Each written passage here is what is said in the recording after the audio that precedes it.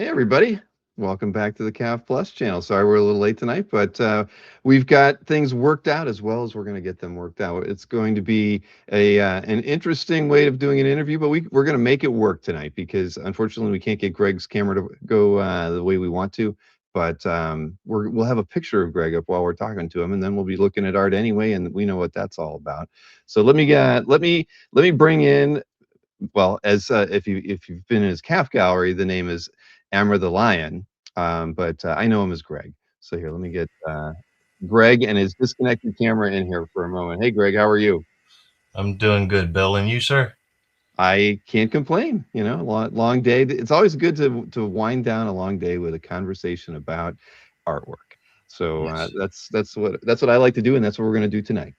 Sounds good to me, sir. I appreciate the invite. No, hey, I'm glad that you were able to make it. And let's see here. I know I've got. Remember, I'm going to do that. Look at that. See, we're gonna find make it feel like we're talking. See, we've got both of us on camera now. Yeah, that's my first piece of horror art right there. The First, piece of horror art. Yeah, that's Igor, also known as me. yeah, you've had that piece the longest in your collection, then I I, assume. I grew up with that ugly face. Yeah, yeah. It just matured over time and got uglier. Well, uh, You you know, know, it it happened. it's. I don't even know what to say I, about that, no, Greg. no answers. I understand. You won't have many answers tonight, Bill. You'll just have to shake your head. It'll be okay.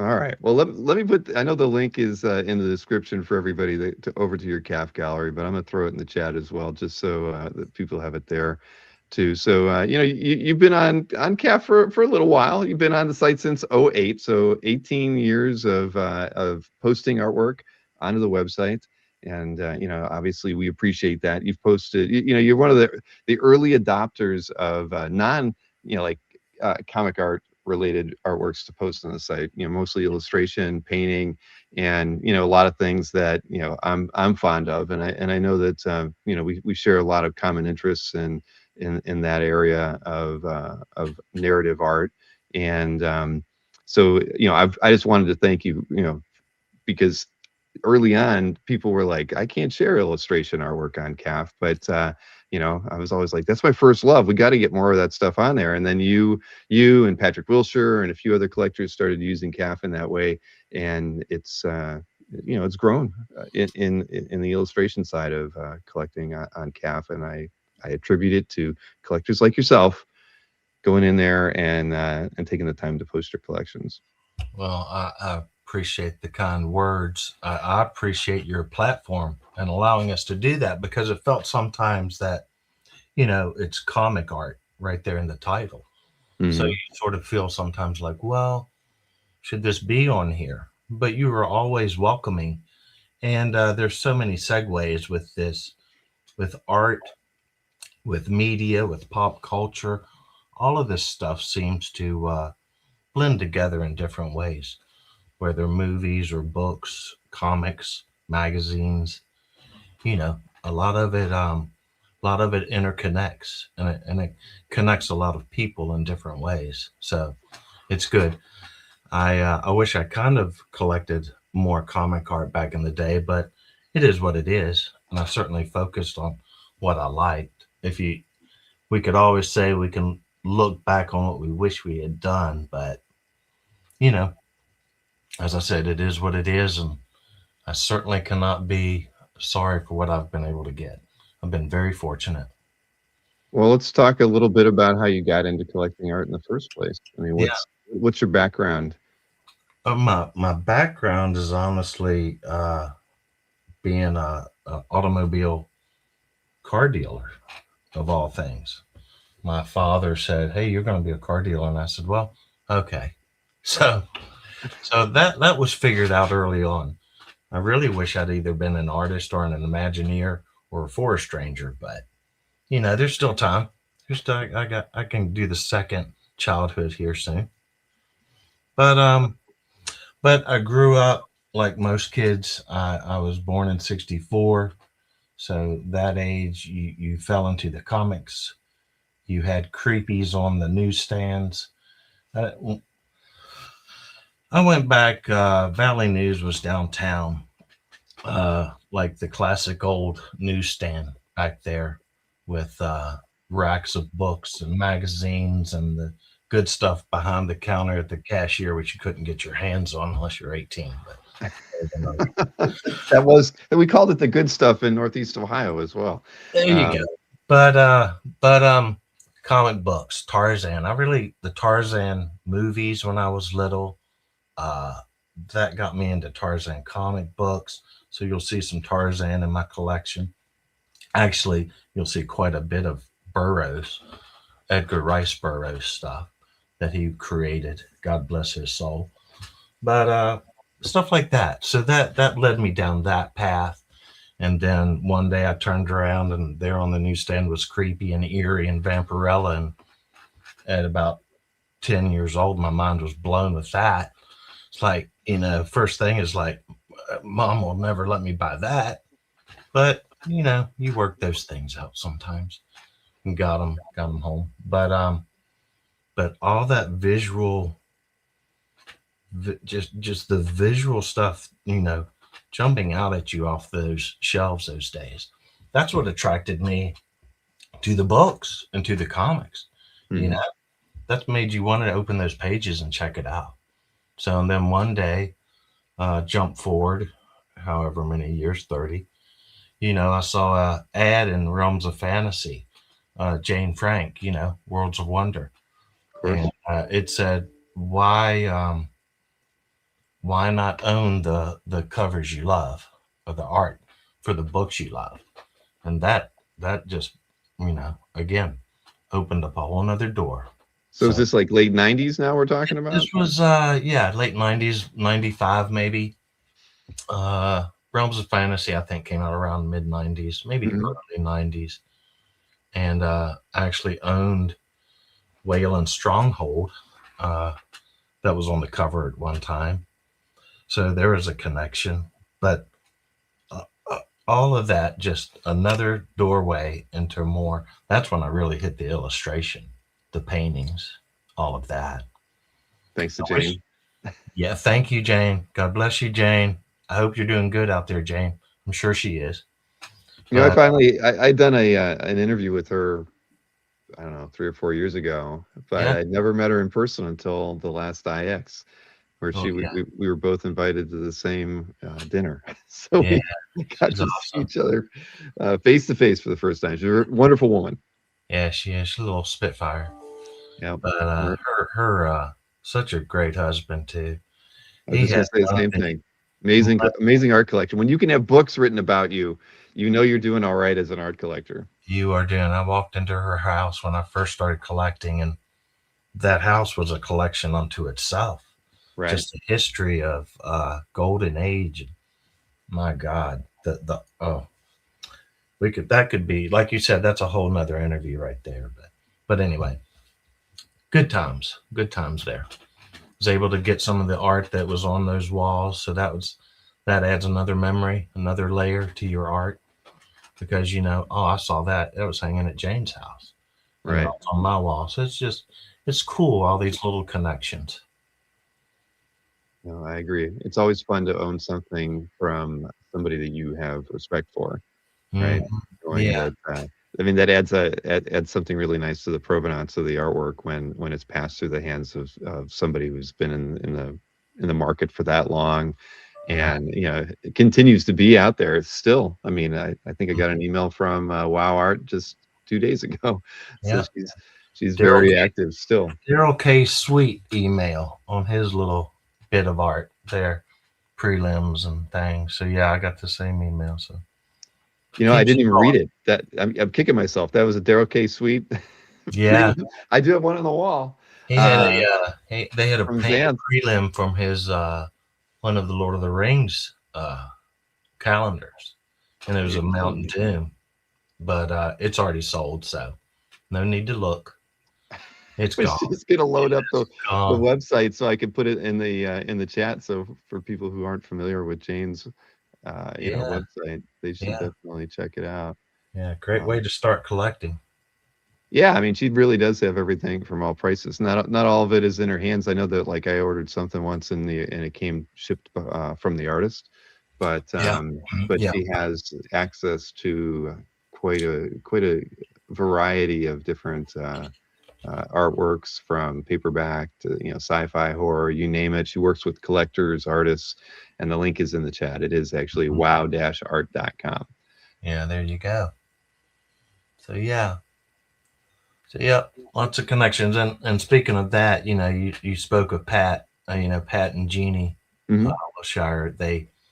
They started Munchkin Press years ago, before I even knew of CAF. And I don't know, it was the beginning of the internet, I guess, whatever you call it. But somehow, you search all your little keywords for art when you're trying to collect it or find it, and Munchkin Press popped up.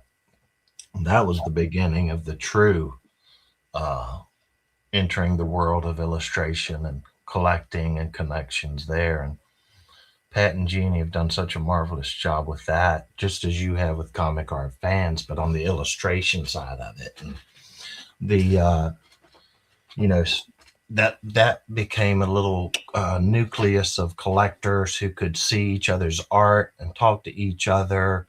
And then they started IlluxCon, um, the show that you said you attended. I met Hmm. you there for the first time as well at your Yeah, I tent. think my first one was I think the third or the second one when Yeah, they were still in, I don't the know. embassy, Yeah, Altoona. right. Yeah, yeah, it was at that hotel, right? Oh, It was, Altoona. yeah. Um, well, they're in a much better space now than Yeah, where. yeah, it is. Altoona has its fond memories. I'll put it that way. Hmm. And a little quicker to get to for me, but that's what that is. But Reading is great, and great venue up there. But anyway, I digress. But they've done such a marvelous job of bringing people together, and opening up the world of this fantastic, and as they call it, imaginative realism art. Because this stuff deserves its rightful place in history. Some people look at it and just shake their heads and like, what the hell's that? Excuse my language. But but other people, it just fires your imagination. That's the best way I can say it. Makes you feel alive.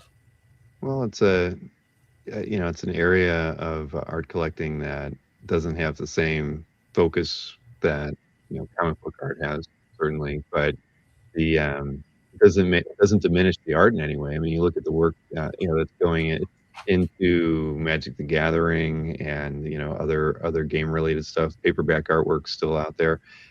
It's no less important or significant as that. It's just the collector base hasn't really quite caught on. I mean, Magic the Gathering, I guess, is a little different, right? Where you're seeing newer paintings go for $10,000, $20,000, but it still hasn't really, the base of illustration art collectors hasn't really gotten as widespread as you'd like to think so. After all the attention and things that have been put on it, whether it's through IX or just CAF having collectors like you post their stuff. I mean, I think once the Lucas Museums open and people start seeing this artwork a little bit differently in a different manner, maybe they'll appreciate it a little bit differently. But at the end of the day, it's good for us, right? Because things are still relatively affordable, fairly easy to access, to purchase. I mean, you mentioned Wow Art, but I mean, where do you find yourself buying most of the artwork in your collection these days? Do you go direct to the artist, or are you? Um, I can't divulge some secrets. However, I'll try to do what I can here. Um, yeah, you go straight to the source if possible because of the internet, Mhm. Facebook. Uh, Most artists are very welcoming and open to Mhm. selling you art if you want it and show an interest. Um, that's been a very good source. But yeah, Jane. your website, all the dealers on your website, that really brought a whole nother avenue right there, because you didn't have to search the internet then. You had everybody's ad on a 3x5 or a 1x3, whatever size it is on your screen, and you just click on it and look at thousands of pieces and start calculating how much do I have to work to order this and this and this. So, yeah, you know that rabbit hole, I'm sure. So I you look at art all day. restraint. You have to show, and the way I said it to some people, because they're like, God, you got so much art, and I'm like, you should see the amount of art I actually look at versus what you end up buying, because there's so much out there that you could go broke very quickly. And speaking of the Magic the Gathering, that has been such a niche. Well, I shouldn't say a niche. It's has a very large following, but the prices are just out there for that particular market. And that's okay. God bless it for the artists, especially who can profit off of it, because they deserve it for the art they create. So that's been good for them. But it does limit certain collectors. But as you say, there is art for every price range out there.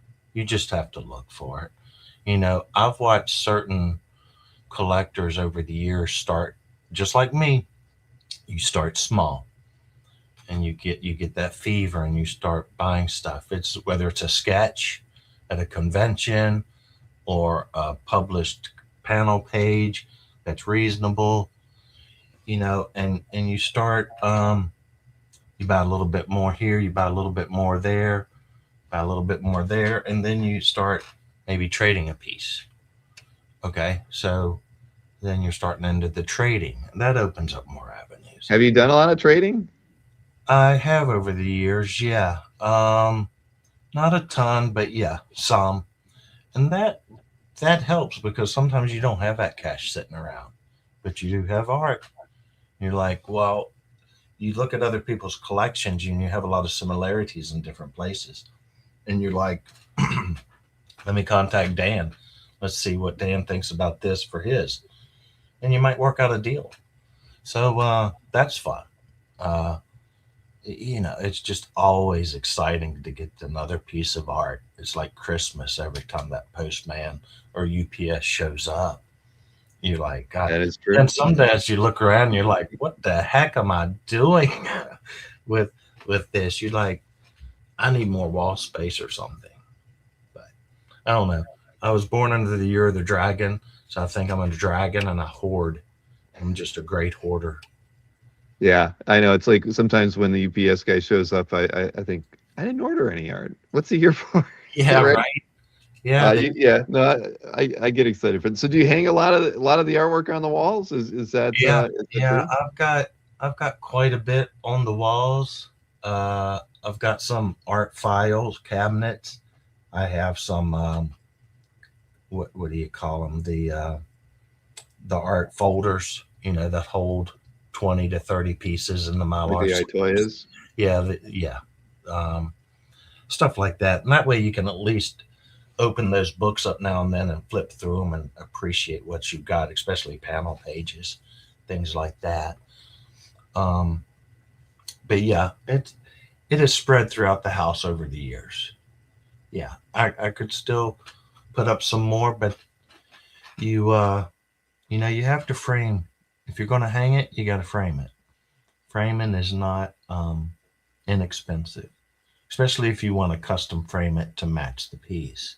So there's that weight, and it always, unfortunately, the framing cost normally goes to buying more art. So you're like, I'll frame that next week. Let me buy this piece of art this week. So then you have two Exactly. pieces of unframed art. Well, you're in a business that people always need cars. So end Yeah, of the day, you always got cash flow. So I skipping framing a few pieces and just buying another piece of art. There's nothing wrong with that. I mean, that's one of the pieces behind you in the photograph that we're going to be talking about tonight. I know that I guess yeah. somebody asked about it. But that's by Zug, right? Mark Zug. Yeah, Mark's a super guy. He I happened to see those in God, this is one of my secrets. It's not really a secret. Anyway, Locust Magazine. You probably know Locust Oh Magazine, yeah. the sci-fi magazine. Um, a lot of times it's all about book reviews and up and coming things. So I was flipping through it one day on the newsstand and turned the page, and there's that painting along with his other John Carter cover. And I just lost my mind seeing that. And it said coming soon. So I knew right then I'm going home and contacting Mark Zug about this art because it was hot off the press. And when I contacted him, he said, "Oh wow, I didn't even know they had released it yet. I was under a clause not to show this art until it was released. So I guess I can show it now." So anyway, God bless him, he was willing to sell it at the time. So I picked it up and got it framed almost immediately and hung it on the wall. That was a piece done for the 100th anniversary of Edgar Rice Burroughs' um, anniversary. I guess his birth. And they did a whole lot of reproductions or republications of a lot of his books and stories. So there's a whole lot of new art that showed up at about the same time. So that's one reason that painting was created. And that painting right there reminds me of, and I hope this is the highest compliment to Mark, but reminds me of Michael Whalen's John Carter's covers. It has that same atmosphere, uh, the mood, the action. Sometimes like a static photograph taken, or a photograph of what's going on right there, Hmm. that split second. And the colors, his technique, it's just, to me, it's one of the best Burroughs depictions I've ever seen on a book. So very lucky to feel that. And um, if you read these books, the moons behind him look more like asteroids. That's because that's how Burroughs described them. They were misshapen and they were all that. So I really love how Mark was literal in that sense and tried to do that instead of the beautiful full moons in the background, which they actually aren't in Burroughs' books. But I love a full moon. Don't get me wrong. There's nothing wrong with artistic interpretation, but I love how Mark presented this. So yeah, Uh, yeah, me too. It's a beautiful painting. the And darker skin color of the Barsoomians, as you can see there, and um, yeah, just awesome, awesome stuff to me. yeah, Mark has a definite style to his paintings, and anybody who's gotten to see his work up close, would recognize this as something by Mark Zug almost Yeah, immediately. yeah, Yeah, he, just kind of in just like the softness, the way he treats buildings and textures and whatnot. Just so very consistent, throughout the years. yes, he certainly does have his own style and creativity and imagination.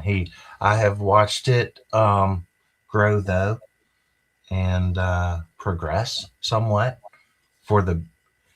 All right, don't take this wrong, for the better, but he was never not better. He's always been fantastic. He's just one of those that just does. He continues to improve. Some artists can, I don't want to say become static, but it's well, anyway, he he's done a fantastic job and he continues. He's done some phenomenal magic paintings himself recently, speaking of MTG stuff. But yeah, Mark's great. Well, let's talk more about you and your collecting now. So Sure. you have no more wall space, or you're running out, or you just decided not to frame Well, anymore. okay, let's start with the framing. I need to frame some more stuff to hang more stuff and Yeah. stuff like that, I guess you'd say. Yeah. Yeah. And there also comes a point where you're like, how much more of this do I need? How much more do I, crave? It always does seem like there's a couple a month. You say you're going to slow down, but it doesn't. It doesn't always work that way. Um, let's call it transitioning, maybe some. Focus on other stuff. I collect you probably collect a whole lot of stuff. I see maybe a tiki mask or something back there. Oh, Or that's more, yeah, that's more masks just to goof yeah, around with. But yeah. but But stuff like that, pulp culture, uh, mhm. action figures, models, posters, movie posters.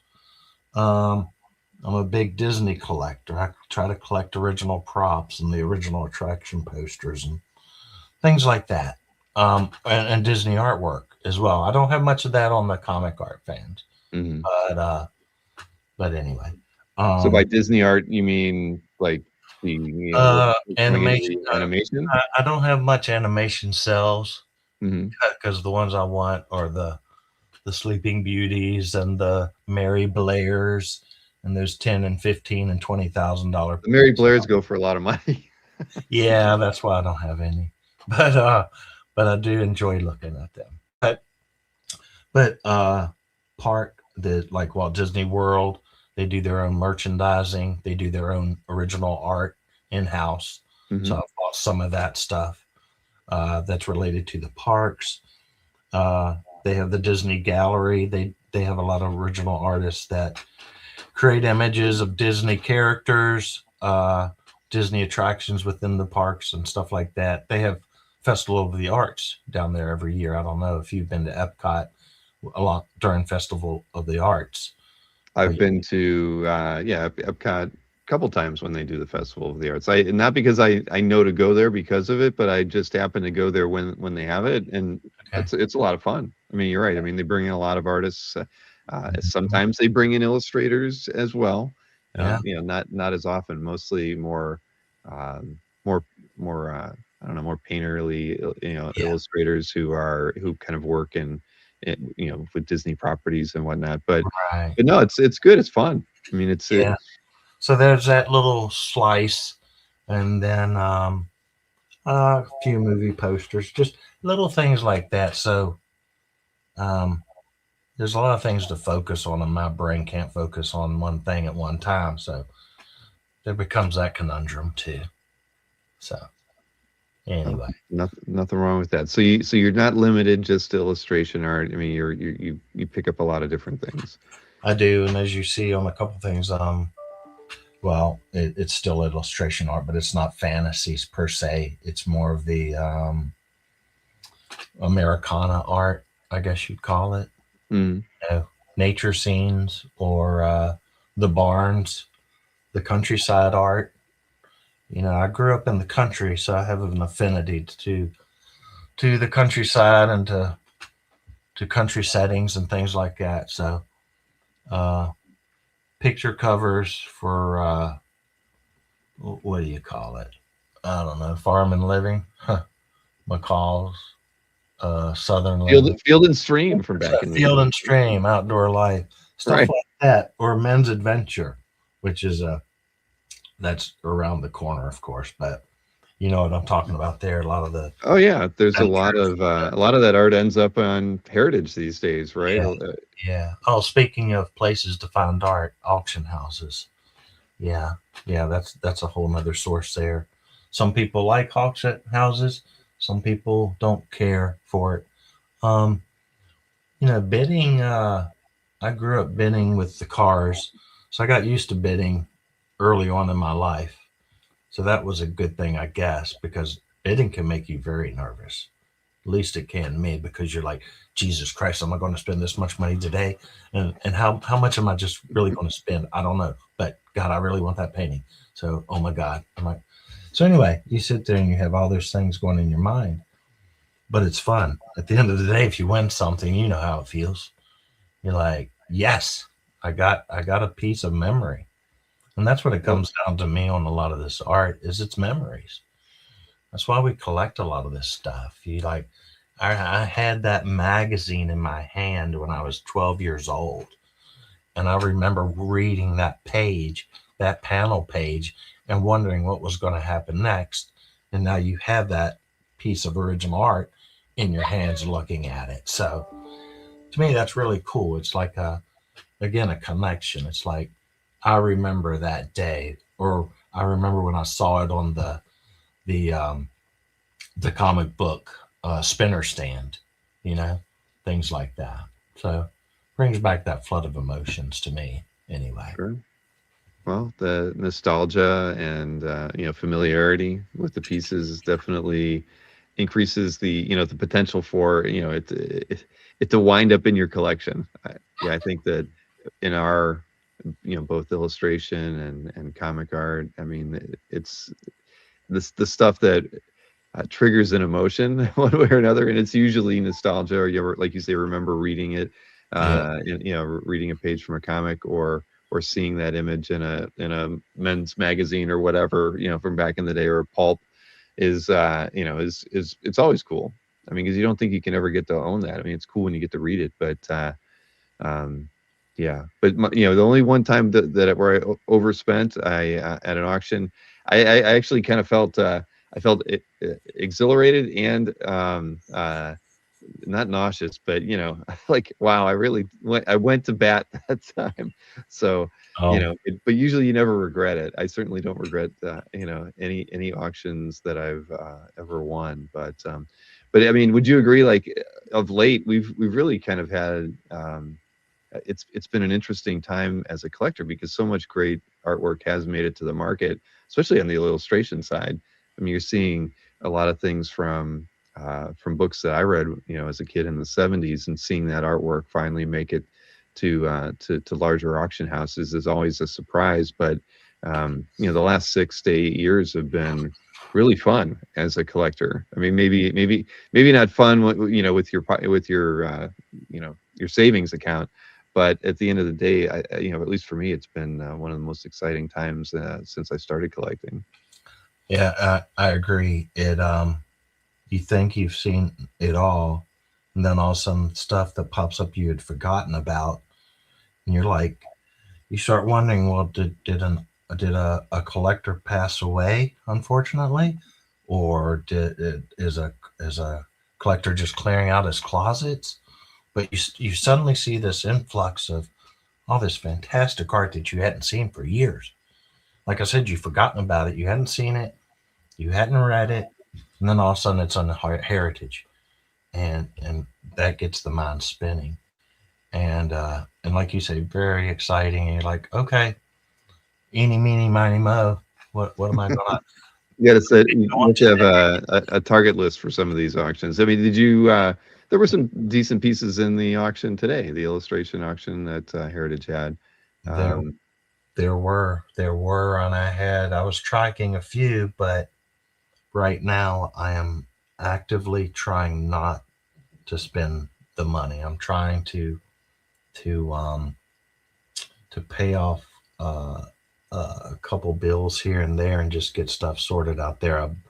I like I said, there's other interests out there, and mhm.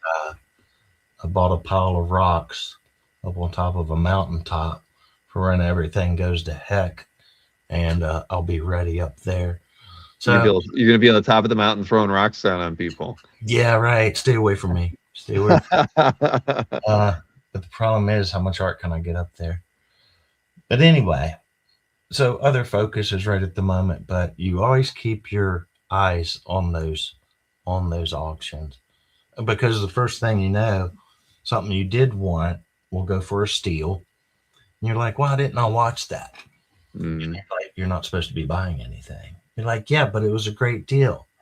Well, I don't care. You're not supposed to be buying it. So do you sell a lot? You mentioned trading. I mean, as far as like, Yeah, those funds are limited, as we said. hmm So you start looking at your art and you start becoming a cannibal. I don't know how else to call it.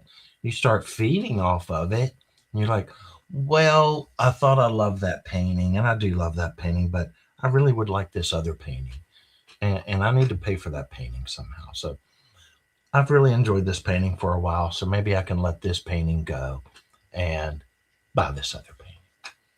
And that's how you convince yourself into stupidity. I'm the prince of that, buddy. I mean, every day you look in the mirror and you're like, you're an idiot. And I'm like, yeah, I know. But I don't know how else to But explain it. look at my art collection. That's all. You know, you Yeah, put look at all the great half stuff. this idiot But the let top me. of a pile of rocks. I have I don't know. You can probably see it as the administrator, but I have a gallery that I don't even have open. It's closed or unseen by the other eyes because I feel so bad about the art that I did let go. I'm like, if people see this gallery, they're going to email me, go, "You're an idiot." I'm going to get an email once a day. You're an idiot. You let this So go. the pieces you You're sell, an you move into this a Yeah, gallery it's room you gone. have It's turned gone. on. There's a gallery called Gone but Never Forgotten, Uh, and I don't even interesting. look at it very often because if I do, all I hear in my voice is in my mind is idiot. You're an idiot. You're an idiot. You let that go. But but to be a little serious there, which I'm very rare are. I mean, when you're like those, Well, you know, the pieces that you sold, though. I mean, were they generally to direct to another collector versus yes, taking it to auction they're house? people will hunt you down if you have the right stuff. Right. Um, and there was a collector out there who wanted Dungeons and Dragons art, and he was on a mission. He was on a Yeah. mission, and we all may know who this person is. But anyway, he We all was might get to see that your artwork on the wall in a gallery in you will Western there PA in a few years. I have a well feeling. maybe in there, but he did create a museum. He created a Dungeons and Dragons or TSR museum. From what I understand, I've yet to see it, but I think it opened the other year. Oh well. But it's full of all those fantastic Dragon magazine covers that we looked at over the years. If you were a Dragon magazine aficionado or Dragon Dungeons and Dragons Of player, course. or all those different games out there, you know. Um, but yeah, I had some of those, and somebody said, "Well, you know, Greg, that's a really good price for that art, and you're probably never going to get that price for that art. And there's more art out there, so you have a decision to make. Am I going to take all this money that I'm just going to get for this one painting, and am I going to go buy a whole bunch more art and be happy with that, or am I going to keep my painting knowing that I passed up a fantastic offer?" Right. So we all kind of know where that went, unfortunately or fortunately. Well, you know, But I I can't unfortunately complain because they say you can't look back. You have to look forward. And at the end of well, the you day, can look back. You can look back in that gallery room that you have turned off, thank you, gone though. but not forgotten. I appreciate your consolation there. You know But what would be cool would be is if I allowed you to like look at those images in you know in high res, you know, like being able, allowing you to be able to see like an inactive room from the front end of your calf, so only you can see it. But then I think that would get confusing. It's probably I better off the way we have it. appreciate that. Why don't you just mail me a knife and I can sharpen it and stick it in my back at the same Well, time? you know, the thing is, you should feel really gratified that you have a piece of art or had a piece of artwork in your collection that somebody would overpay for. I can't say that I've actually had that luxury. You know, no one's come to me and said, "I'll pay you, you know, double what that piece is worth I, to take it off your hands." I have been very lucky. I really have been very fortunate. And I sound like a spoiled brat when it comes down to it because it's like you're sitting here whining about all the art you let go and you got all this other stuff around you. You should be slapped, you know, twice, front and backhand. Um, but yeah, that you know, you go on, you take that and you do invest it in other stuff, and you do find other bargains here and there. You get lucky, or you don't. You pay for it. But at the end of the day, you hope that your collection would get better as it goes. You know, so I'm let me say I'm not complaining. I'm not complaining at all. As I look around, I'm like, you're very lucky. So yeah. Well, So you anyway, have added a few pieces to your CAF gallery in 2026, but it looks like everything you've added is up for sale. Yeah, Bummer. unfortunately. Yeah, What's back to I do that still mountaintop have, that you bought? I've probably got 100 pieces that I haven't put on in my gallery. Just either not taking the time to do it, or whatever silly reason it might be. Um, but but anyway, uh, Well, you have some good stuff for sale. yeah, yeah, yeah, yeah. If anybody would care to look at my sale galleries, Yeah. I'll take payments if the price is a little steep for you. I can work with the people and do whatever. But anyway, it comes and it goes, so for good or bad. But anyway, what other art you want to talk about? Well, I think we should pull up the pieces from that you sent me. We can talk about those Sure, before. sure. Let's see here. Not sure what's going to happen if I highlight this one. If I add it to the stage, let's see. I think I have to change the format here. Hang on one second. Let's see. I guess I have to remove that one and then add this one. Okay, that's the way we can do it. Oh yeah, yeah. Psycho. The old Skywald magazines. Um, I don't know, companion or competitor to the famous monsters and the monsters unleashed of the day. But that was by Boada, is how I pronounce his name, Boada, and he did some fantastic horror work for Skywald and other magazines, and other beautiful work for other stuff. But this these particular paintings, I ended up going direct to the source. Again, a secret, and lo and behold, he had quite a collection. He'd never really gotten rid of any of his art. He'd had a lot of it still stored away. And I got very lucky, and he was very kind. And he showed me a lot of what he had. So I was able to purchase it.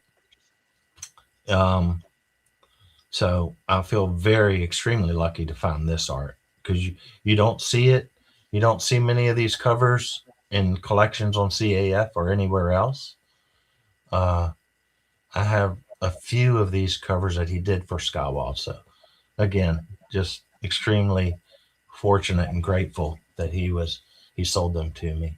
Um, the atmosphere that he creates with his art is just fantastic, and I can't think of this actress's name, but that is an actress that was in one of the Dracula movies. And that Dracula, I want to say, might have been a European Dracula, but somebody out there in CAF could probably correct me.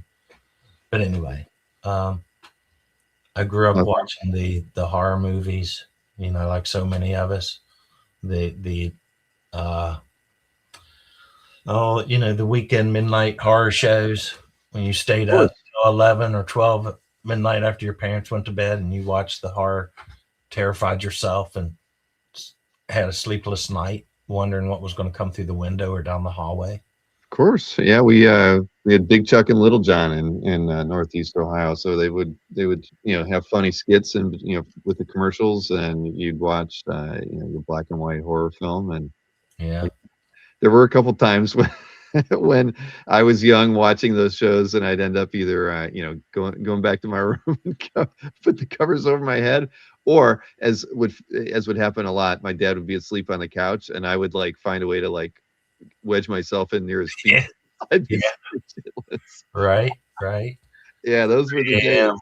Running to your parents' room because you had a nightmare about Dracula. Yep. Yeah. Anyway, I put a link in the chat to the pieces that you have in your collection, or at least posted on a CAF from Sebastian. There's a lot of cool pieces in there.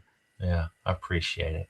I And probably all of those you bought direct from the artist, or did you? all of the Boadas I did pick up from him Mhm. personally. His niece helped because Mr. Boada was not very computer, savvy, but she was a gem, and helped a lot with all of that. But yeah, Uh, that was a good times. Good times. Unfortunately, Mr. Boada has passed away a couple years ago. God bless him. But he'll always be remembered in his artwork. A lot of people don't know him much. I wasn't familiar with the name at all. But Yeah, yeah, the artwork's fantastic. yeah, he did some striking stuff. I love his palette, and in person, it's just very vibrant. It has a lot of depth to it. You know, you can only. I'm not a great picture taker, so a lot of these images came from me trying to photograph the art or images they sent to me. So sometimes cameras just cannot capture the depth of art, as you well know, when you Hmm. see it in person. But anyway, Well, you have about it's a you, striking. I'm sure you've seen this. You'll have a magazine that you grew up with, or even one that's not so old, and then you actually pick up the piece of art, and you'll see so much detail that was lost in that reproduction because of whether it was resolution or just somebody didn't care about the lighting or exposure or whatever it might be. So some pieces you're like, wow, this thing's been through a washing machine. But then you get it in person and it's like pristine. So we always, it's our favorite saying out here. Marcus would tell you that it always looks better in person. amen. 'Cause, Amen. and that is the truth. You can't you can't. It's undeniable that art in hand is so much better to look at than a scan or a published piece. Yeah. It just is. Before we talk about this, let me jump back real quick. You were talking about collecting art and Mhm. not seeing a whole lot of art collectors with the newer stuff like magic and stuff. Unfortunately, due to the schedules and the deadlines that these artists deal with, a lot of them do stuff digitally now. You know, so there Mhm. is no original to purchase. So that makes the art that we have all that more. I don't want to say valuable, but and I don't want to say rare because there's still a lot out there. But at this point in our lives, a lot of stuff being created on computers, whether the artists do it themselves or whether the AI, which I won't even get into, uh, does it, which is horrible. Um, you know, it's almost a dying breed. You still see some people, Lucas Graciano, Mark Zug, people like that. They're still painting the magic art the old-fashioned way. Thank gosh.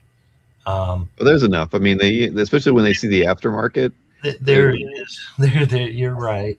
Yeah, but but we're with you. We're all traditional art collectors here. yeah, At the end of the thank day, you. I mean, we want to But it's continue to see the creators but doing.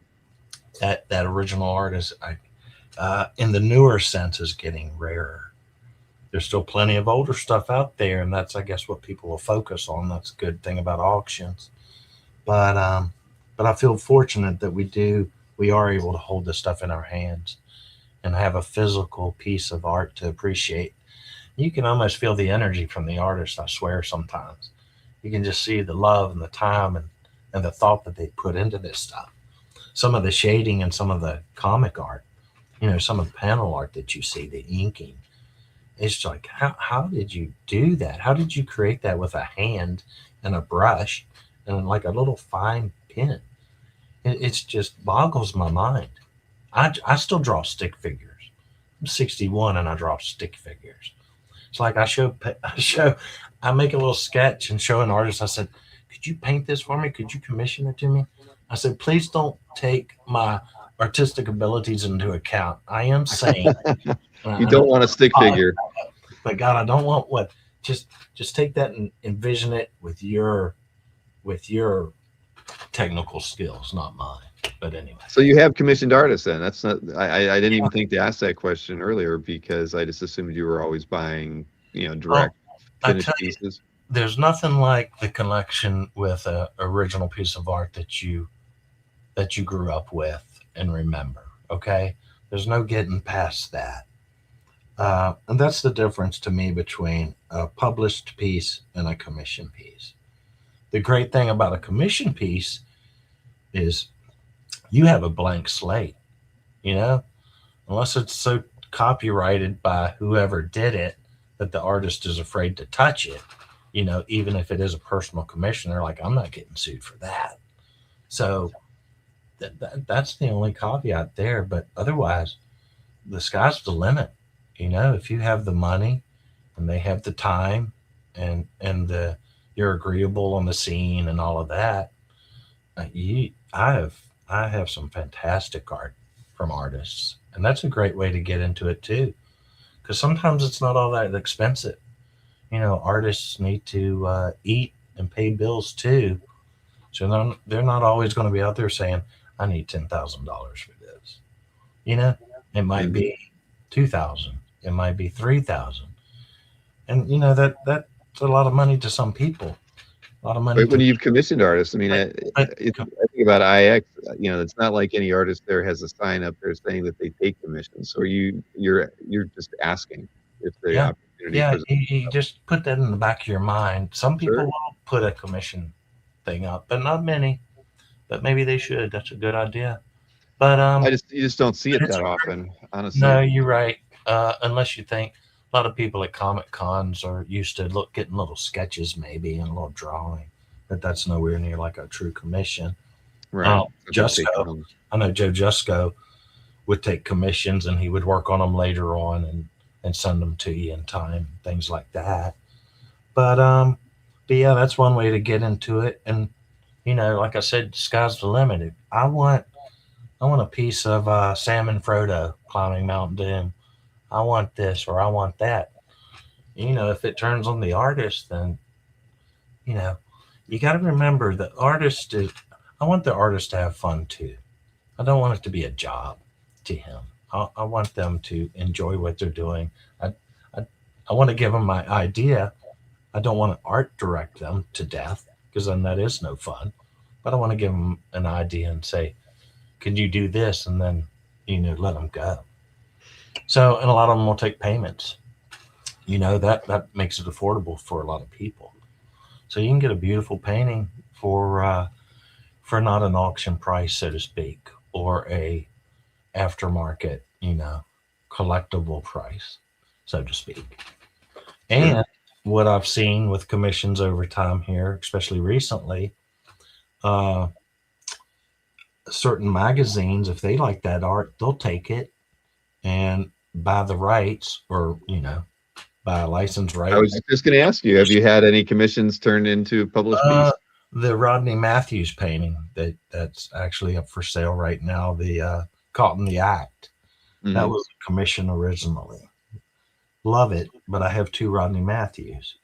And the other Rodney Matthews was a published piece that was in one of his original books. And I remember looking at that for hours when I was little. So that has that memory tug to me. But anyway, back to Caught in the Act, uh, a rock and roll band, Storm Zone, picked it up and used it on the cover of one of their CDs years later. So I didn't know that. I was like searching my images one day and it popped up on Storm Zone's CD cover. I was like, what the? And it was so cool to see something, you know, you had sort of thought about getting commission showing up later on a published piece of thing. Um, a couple pieces of Tarzan art that I had commissioned got published in Edgar Rice Burroughs stuff. I didn't know about that until after the fact either. So it's really, should I say, gratifying to see where people connect with the visions you have and get commissioned. And then they're like, wow, that's cool. Let's use that in a book. So it's almost like a full circle, but backwards, if you follow me. Hey, It's it's really, every collector's dream is to pick up a unpublished piece, whether it's a commission or otherwise, and then have it end up getting published, yeah, especially a cover or something, because the value just went up. And like you said, it's cool to see something like that happen, especially a commission piece where you came up with the idea.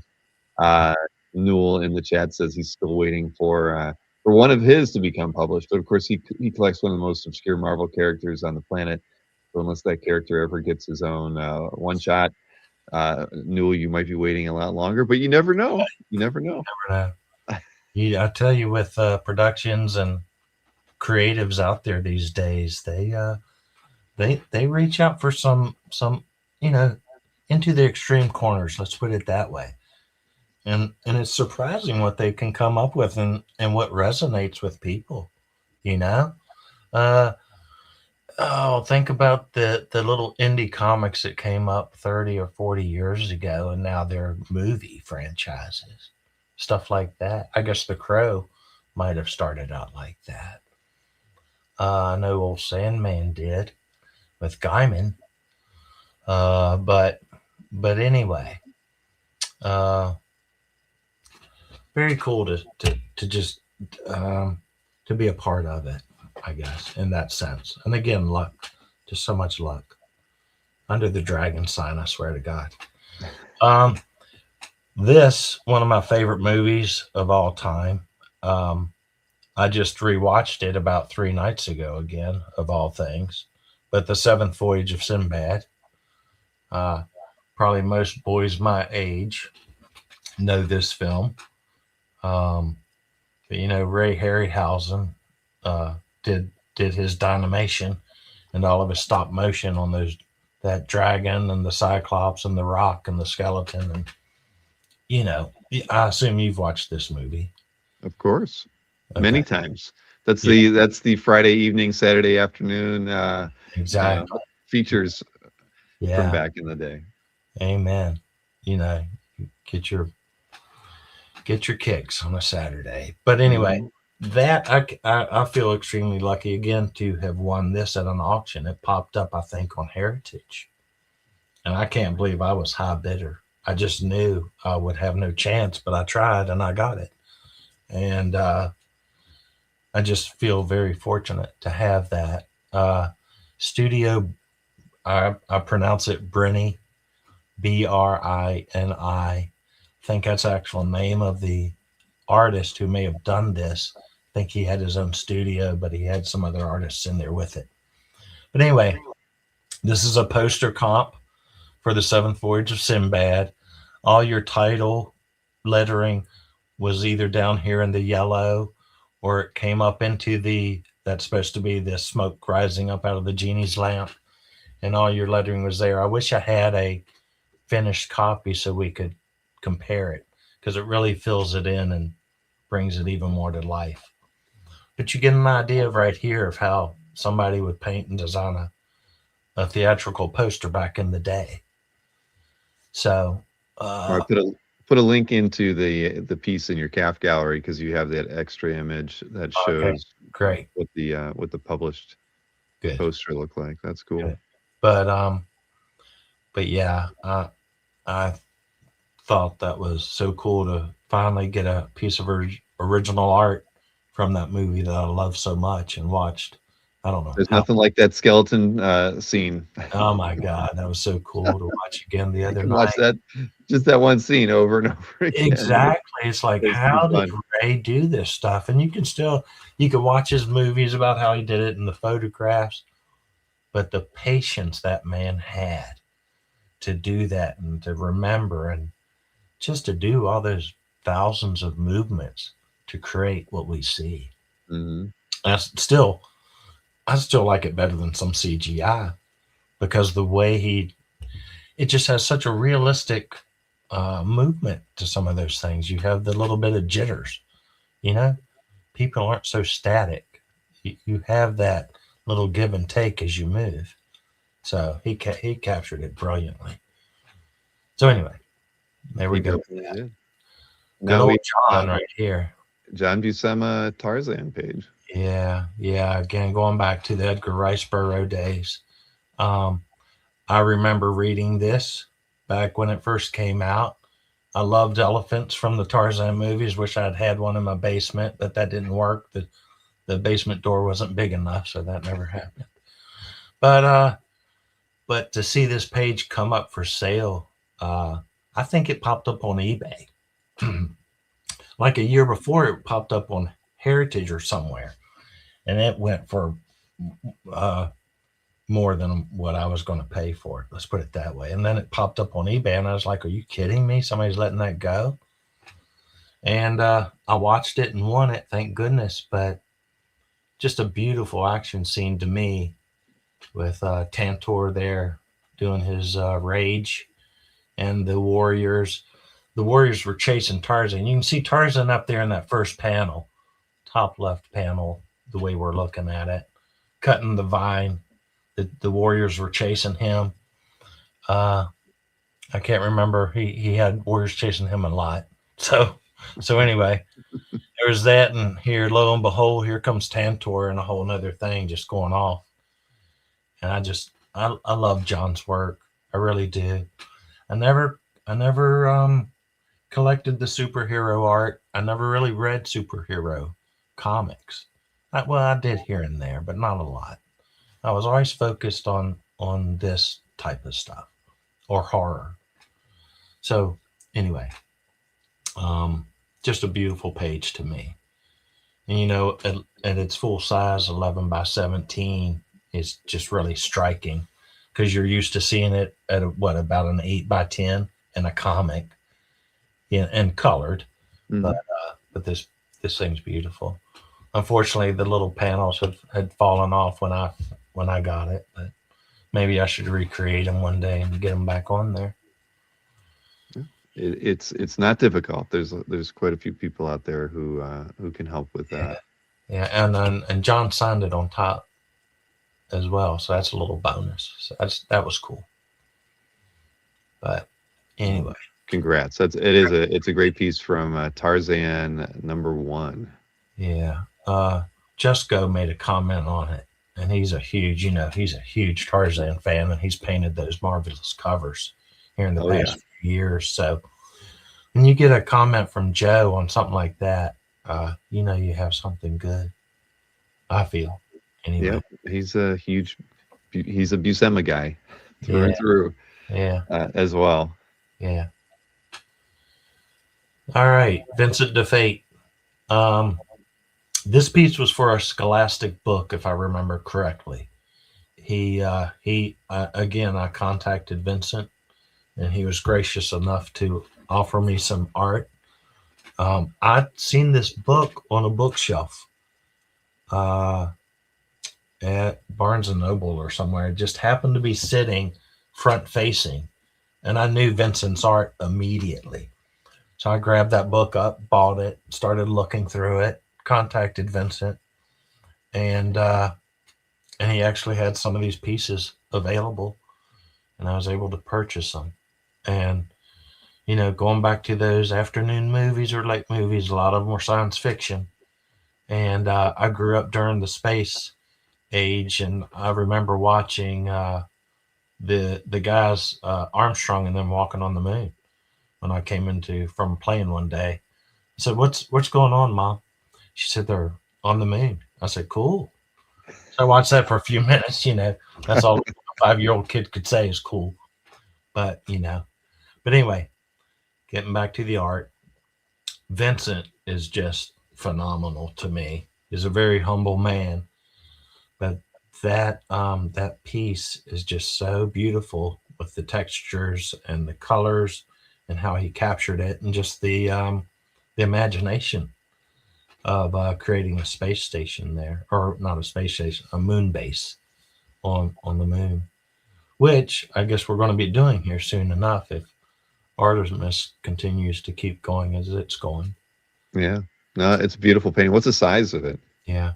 This, I want to say, is about a 10 by 20. So, like a nice panorama, decent, very nice size.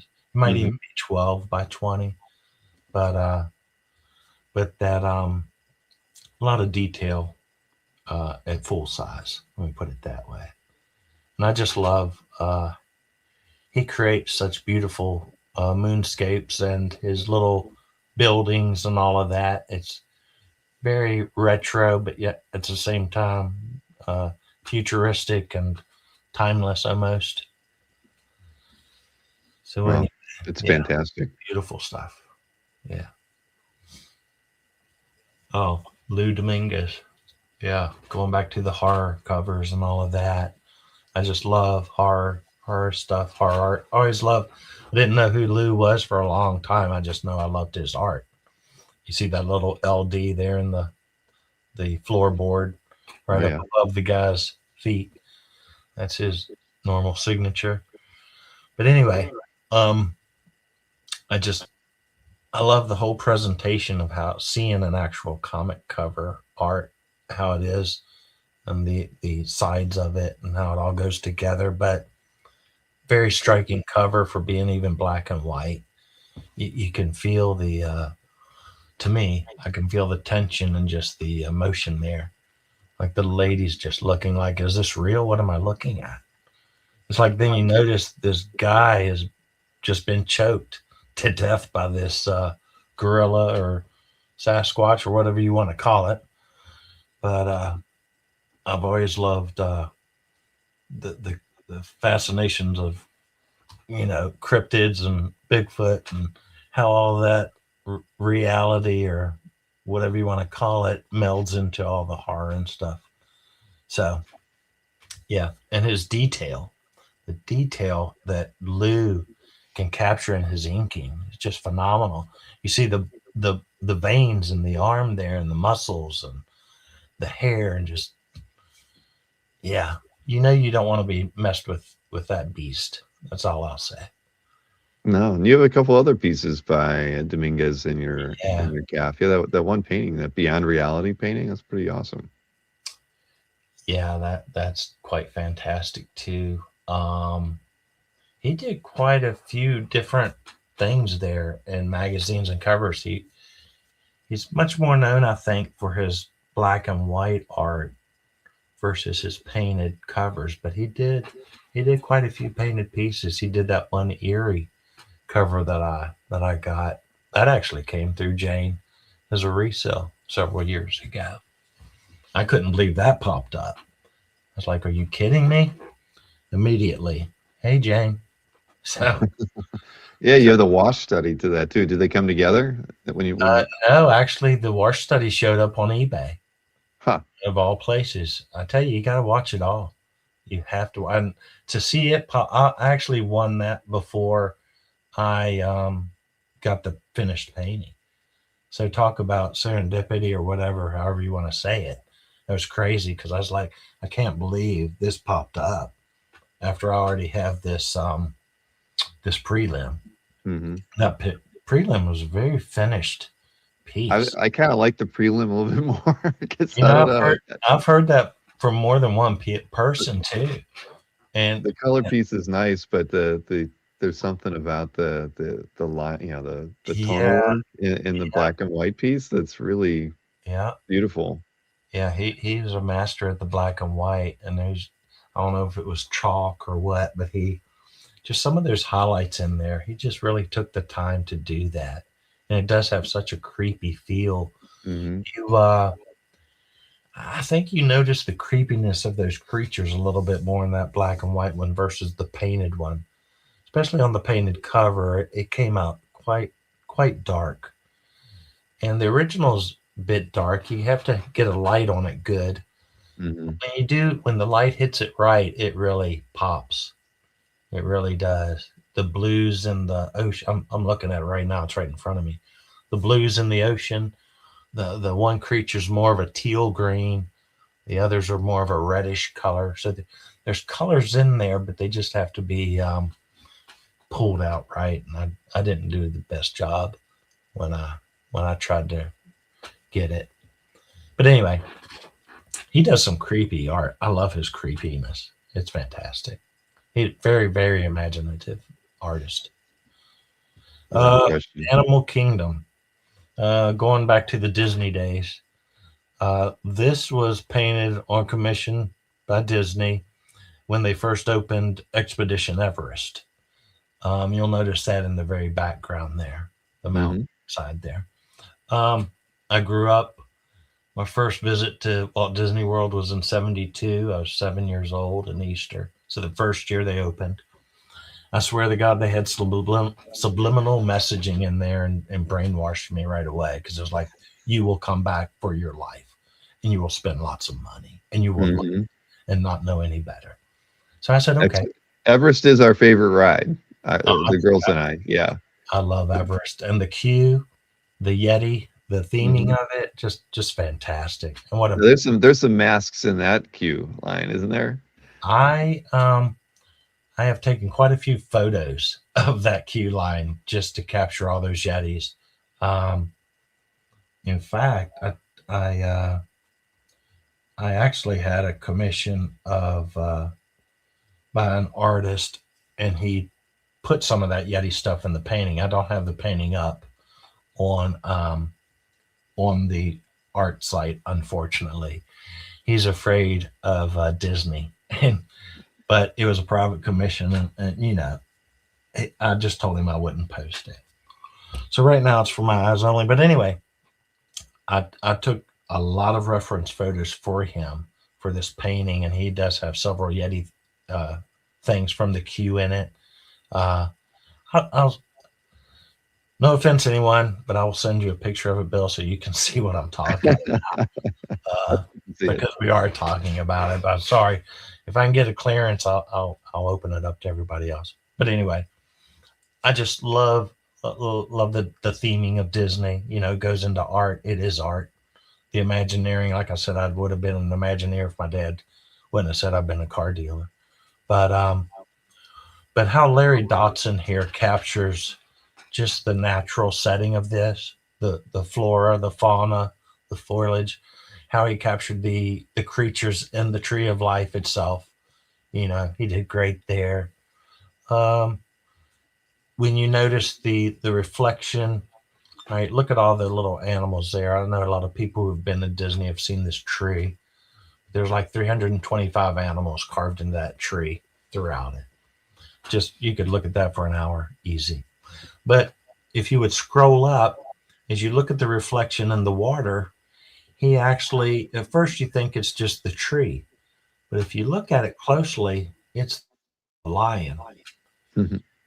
You can see its eyes right there. Will it come up? Okay, there you go. It's the very wavy face of a lion in the water. You can see the one yellow eye right here with the black around it. There's the other little slant of the eye. Then you see the coloration of the snout coming down, and then the mane on the edges. Um, might take some imagination, but there's a lion there. So We see it. that to me is a reference to the Lion King, maybe, or just to the lions themselves from Animal Kingdom. So just cool little hidden gems like that. Um, Disney's all about all that. The more things they can hide around the park, the better. And there's yeah, and more. there's probably somewhere I haven't found it yet. There's probably a hidden Mickey in this painting somewhere, what they call it, which is just an outline of his head with his ears. Right. But I haven't taken the time. But he did this painting originally. Everest wasn't there. Everest didn't come until about I want to say 2005. It opened, maybe '03. But anyway, this painting almost looks identical to the original Tree of Life painting that he painted, but he came back and then he added the Expedition Everest in the second painting. And I'm not sure if there's any other things. I haven't studied it enough, but again, just the imagination, the tie into the parks, and the memories that have been created at the parks with me and my kids, stuff like that. So, and just a beautiful piece of art that popped up at an auction, at a Disney auction of all places. I never thought I'd see that original piece of art in my lifetime.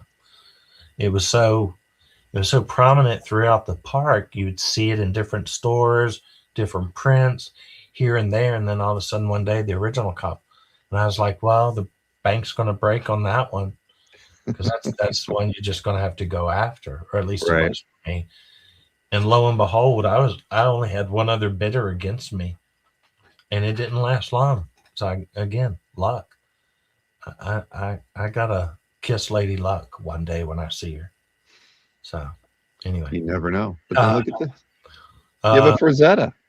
yes, And I was stupid enough to let another Frazetta go that I had of one of his creepy pages for his werewolf lore, but that's a whole nother story. Anyway, again, spoiled brat.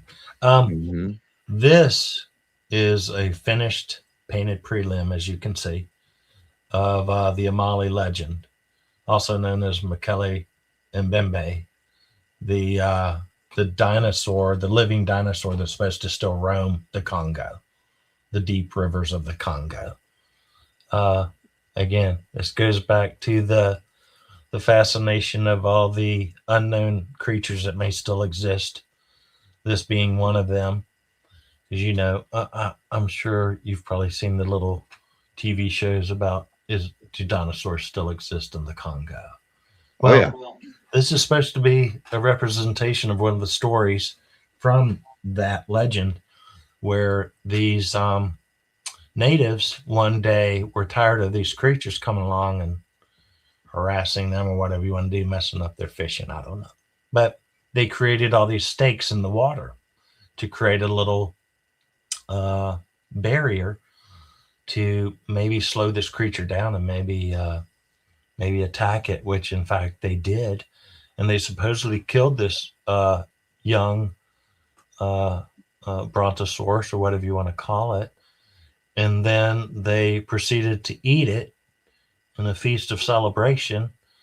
And then those that ate the meat supposedly died from it. So was that a curse? I don't know. But anyway, Scientific American did a issue or a segment on this legend one year back in the 90s, I believe.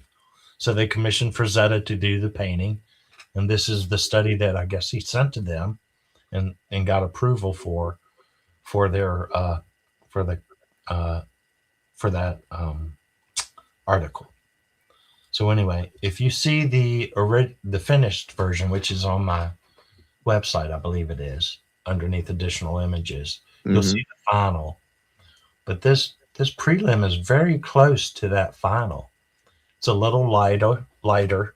One of the natives has been taken out of it, but overall, it's very close to the final painting. And I just love, you know, if you love comic art and illustration art, you're probably going to love Frazetta.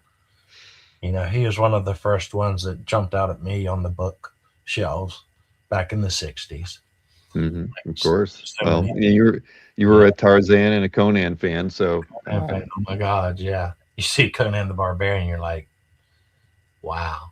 Anyway, Frazetta was meant to Frazetta be was just, mentioned. he's timeless. He's his own, he's his I own. just left you a comment on this piece. So Cool. Thank you'll you. see that after the show. All right. Uh, But anyway, now, just, Frazetta has just such action and movement and that stuff. You know, Frazetta's Frazetta. That's all I can say. All right. Russ Heath, known, I think, maybe more for his war stories than horror stories, but he did his share of horror art too. When this came up at Comic Leak years ago, the full story came up, and again, it was almost one of those break the bank moments where I'm gonna own this, and went into it with that attitude, and thank God I did. I paid mightily for it back at the day, but I think it was well worth it for the number of pages I got. But anyway, Russ, I don't know. He's just a master at ink. That's all I can say. This is ink work, brush work, ink wash. Um, Excuse my country accent, guys, gals, but just look at that. Look at that panel right there in that middle. How how do you create something like that? That light streaming, the moonlight streaming in, the Dracula, just mesmerizing to me. And then you got the more dark shadows of the woman laying there on the bed, the details of the candle, the little jar, just stunning, just stunning to me. You can't get much better ink right work. when I think of Russ Heath, all I think is war pages, and I've been wanting one for a long time. But I see this as like, man, to Yeah, get a tonal piece by Russ Heath. Yeah, this is spectacular. It yeah. really is It nice. just yeah, and then come down here, just the tones he used, the shading, the transformation of the bat up in the very top panel, how he did that, and the dark, just everything. Every panel is just perfect. So to get the complete story from a Vampire Tales magazine, it just again, Lady Luck, thank you. Yeah, and he true artist. Everything is detailed. He knows his subject matter. It looks like he took art school, and if he didn't, it's one of the best, untrained artists ever. But I'm sure he had to take art class. He just stunning stuff. Well, I Anyway, just put a link into the chat for the 5 pages yeah. Well, so people can if see you them. if you do go there, guys, gals, study every panel. As you load pages, it actually goes backwards. I meant to go from the first page to the last page, like you're reading the whole story. But if you click on it, you'll go from the last page to first. But either way, every page deserves a look. So check it out. It's a great story to read too, because it's just typical tongue-in-cheek humor for like so many Warren and those things. That biting sarcasm on that last panel. Like, oh, It's got you. great. Yeah, Yeah. yeah, Whoops. yeah. I just love I'm it. sorry, I can't. Everybody else can't see it, but if you follow the link, you can see Yeah, the 5 pages there. That last panel is amazing. yeah. So anyway, good That's stuff. not the way he expected his No, demise to happen. no, no. Okay, Stephen Hickman. May he rest in peace. What a master. What a kind gentleman he was. Oh yeah, But and so humble. He thought he couldn't draw, ha ha, and paint. But yeah, just crazy. So talented in so many ways. Anyway, this is from The Hobbit, J.R.R. Tolkien. That's Bilbo when he first encounters Smog, or Smeagol, however you want to say it, um, in his chambers, resting peacefully. Um, that poster showed up back in the 70s as a collection. Fairfax Prints put them out. Commissioned Steve to do them, I think. But I think there was 5 total in the set. He actually did, I think, 6 paintings that I don't think they produced the one. Anyway, this again, like I said, The Invisible Thief is its title. That's Bilbo with the invisible ring, the one ring on his finger. So he's supposed to be invisible there, but you have to see him somehow. So Stephen chose that color to represent that. And if you look at his leg, you can see that his leg is translucent, and you can sort of see the vase through his leg there. So that, in that sense, he showed that he's invisible in a sense. Being a dragon myself, I love the dragon hoard. All of that treasure just laying there. This is about 18 by 24, I think, framed. So that actual in size there is probably more like 14 by 18, but still very nice size. All the jewels, the glittering, the detail that Stephen is so well known for. Uh, just Bilbo's attire, the all the treasure. You could just look at that forever and just keep looking and finding more things. The detail on Smog's scales and just everything. Stephen drew incredible dragons. Always loved his dragons. So he was one that just was inimitable. You can't, almost nobody can copy Stephen, I don't think. He was self taught, if you didn't know that. And you I look at didn't. that and you're just like, holy cow. And all of his art, just phenomenal. Just beautiful. And then when that popped up at Jane's, I told her I was looking for specific stuff, and she said, "Guess what I got?" So that was a heartbreaker in a sense because she had 2 of them, and I could only afford one. she tried to help me out, but I couldn't break my vow at that time. And but I did get the one I always loved.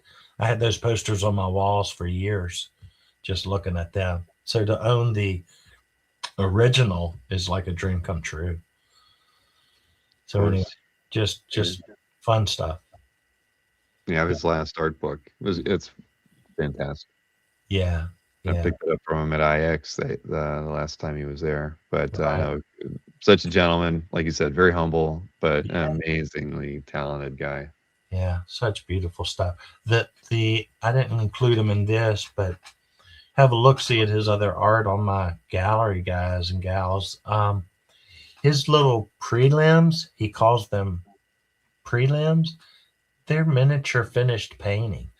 They might be only 7 to 9 inches in diameter, um, but they are literally finished paintings, and I call them little gems because they are. I don't see how he could paint. He had to use a microscope for some of the line work. I don't know how he did it. But his style, I've loved his style from the very first moment I saw it. Not ironically, but he lived in Richmond, Virginia, and I'm in Virginia, so I didn't know that for a long time. I somehow contacted him, and he said, "Well, I used to live in Richmond. I know where you're at." So that was cool. So he's always such a nice guy, and he remembered that I lived in Virginia when I met him years later. He said, "Oh, you're the guy that lived up there in Stanton." I said, "Yep, I'm that kook." Greg Hildebrandt. If you grew up in the 70s, 80s, and 90s, you know the Hildebrandt's art if you were a fantasy lover. Um, Greg did this for a dragon pop up book. He did all the art in the book. So he did the cover as well. This was a wraparound cover.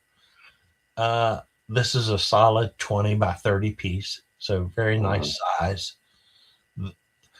You have to see their art in person. It is very vibrant in the reproductions, as you see right here. Very beautiful, very colorful. But in person, they glow. I don't know how else to describe it, but they literally glow. Um, their imagination, both brothers, I just love it when they paint together. It's so seamless. But I believe Greg did this himself when they split apart, and I love the castle in the background. I just love the moonlight, that blue, how he captures all that background and the way that moon glows and the clouds wrap around, and then the dragon itself is just great, and just they did a lot of modeling themselves and took photos and reference photos. It's cool to see how they create their art. He did a show at IX one time, LXCon, and what they do with that background, they start out with a white primer on the board, and it's a very pristine, very white, just as white as that moon.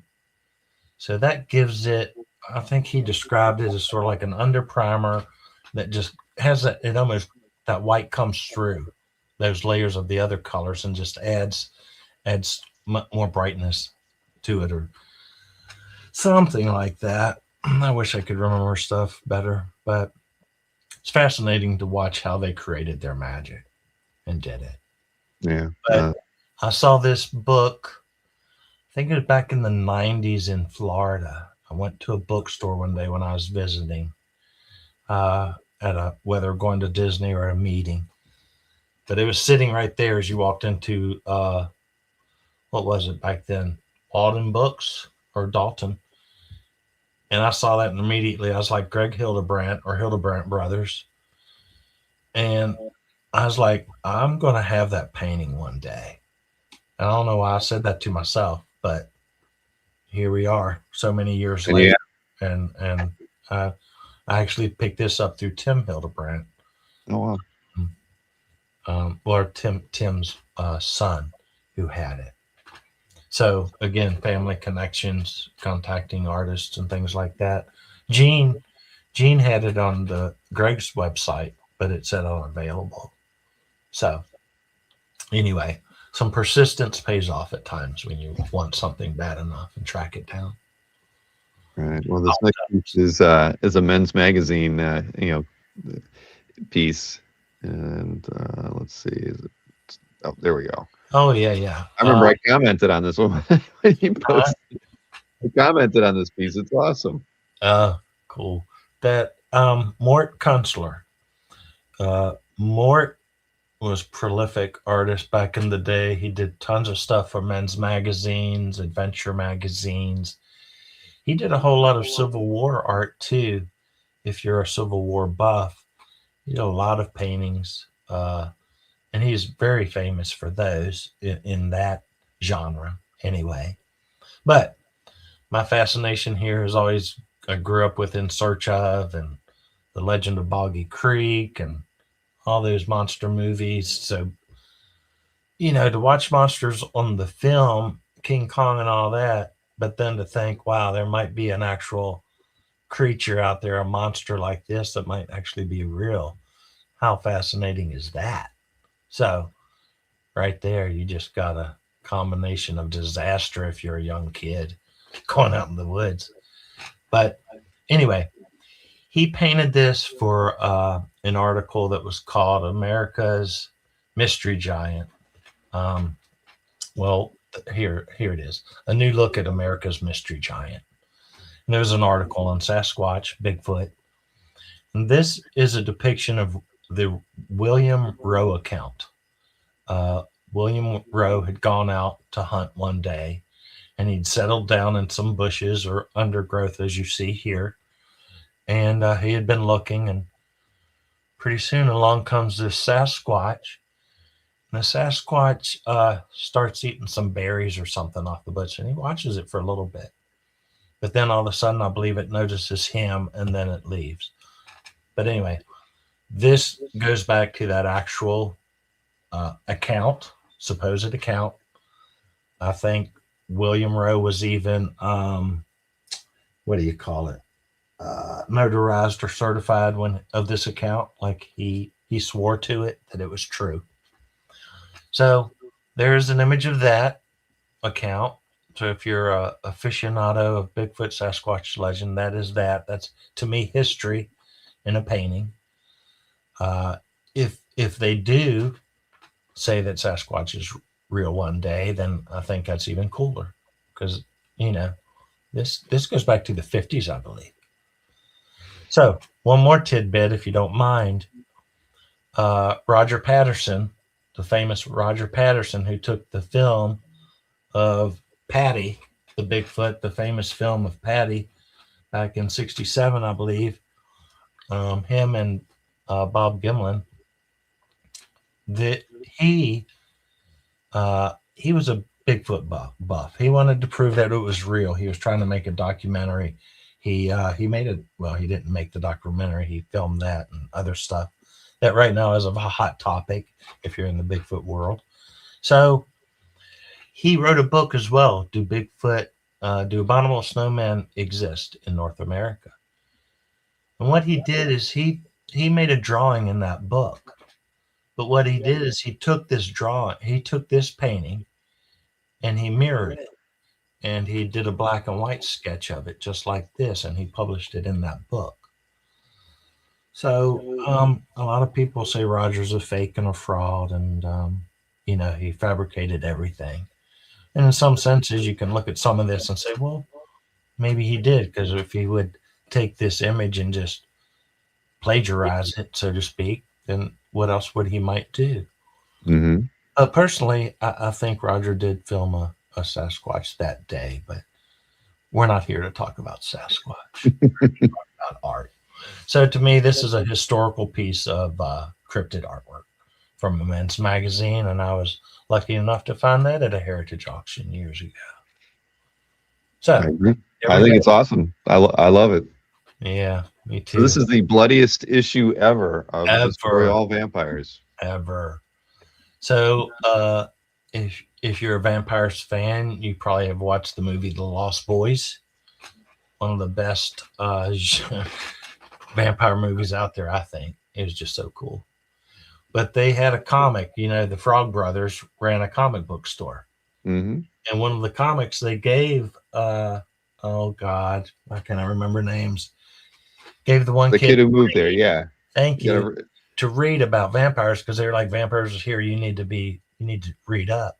So this was the artwork for one of those magazines, one of those comics. So this Uh, popped up on an auction, and this was the hand colored piece for that one. And then there's a back to this, I believe, that it folds out like Blackthorn Publishing. And so it came as a lot. I got two hand coloreds of the two different issues. So this is one of them. I just love, it's a classic comic, just a classic vampires, bloodiest issue ever. And just all those bright colors and how it is. But then I also got the black and whites. If you follow the links, I guess, or if you go to my gallery, you'll also see the black and white to this of the original art, and then the black and white pencil art for the other cover as well. So, loving that movie as much as I do, and my kids love it as well. To have that original art for that piece of that movie prop, so to speak, is just so cool to me to be able to get that and tie it in all together. This one did break the bank.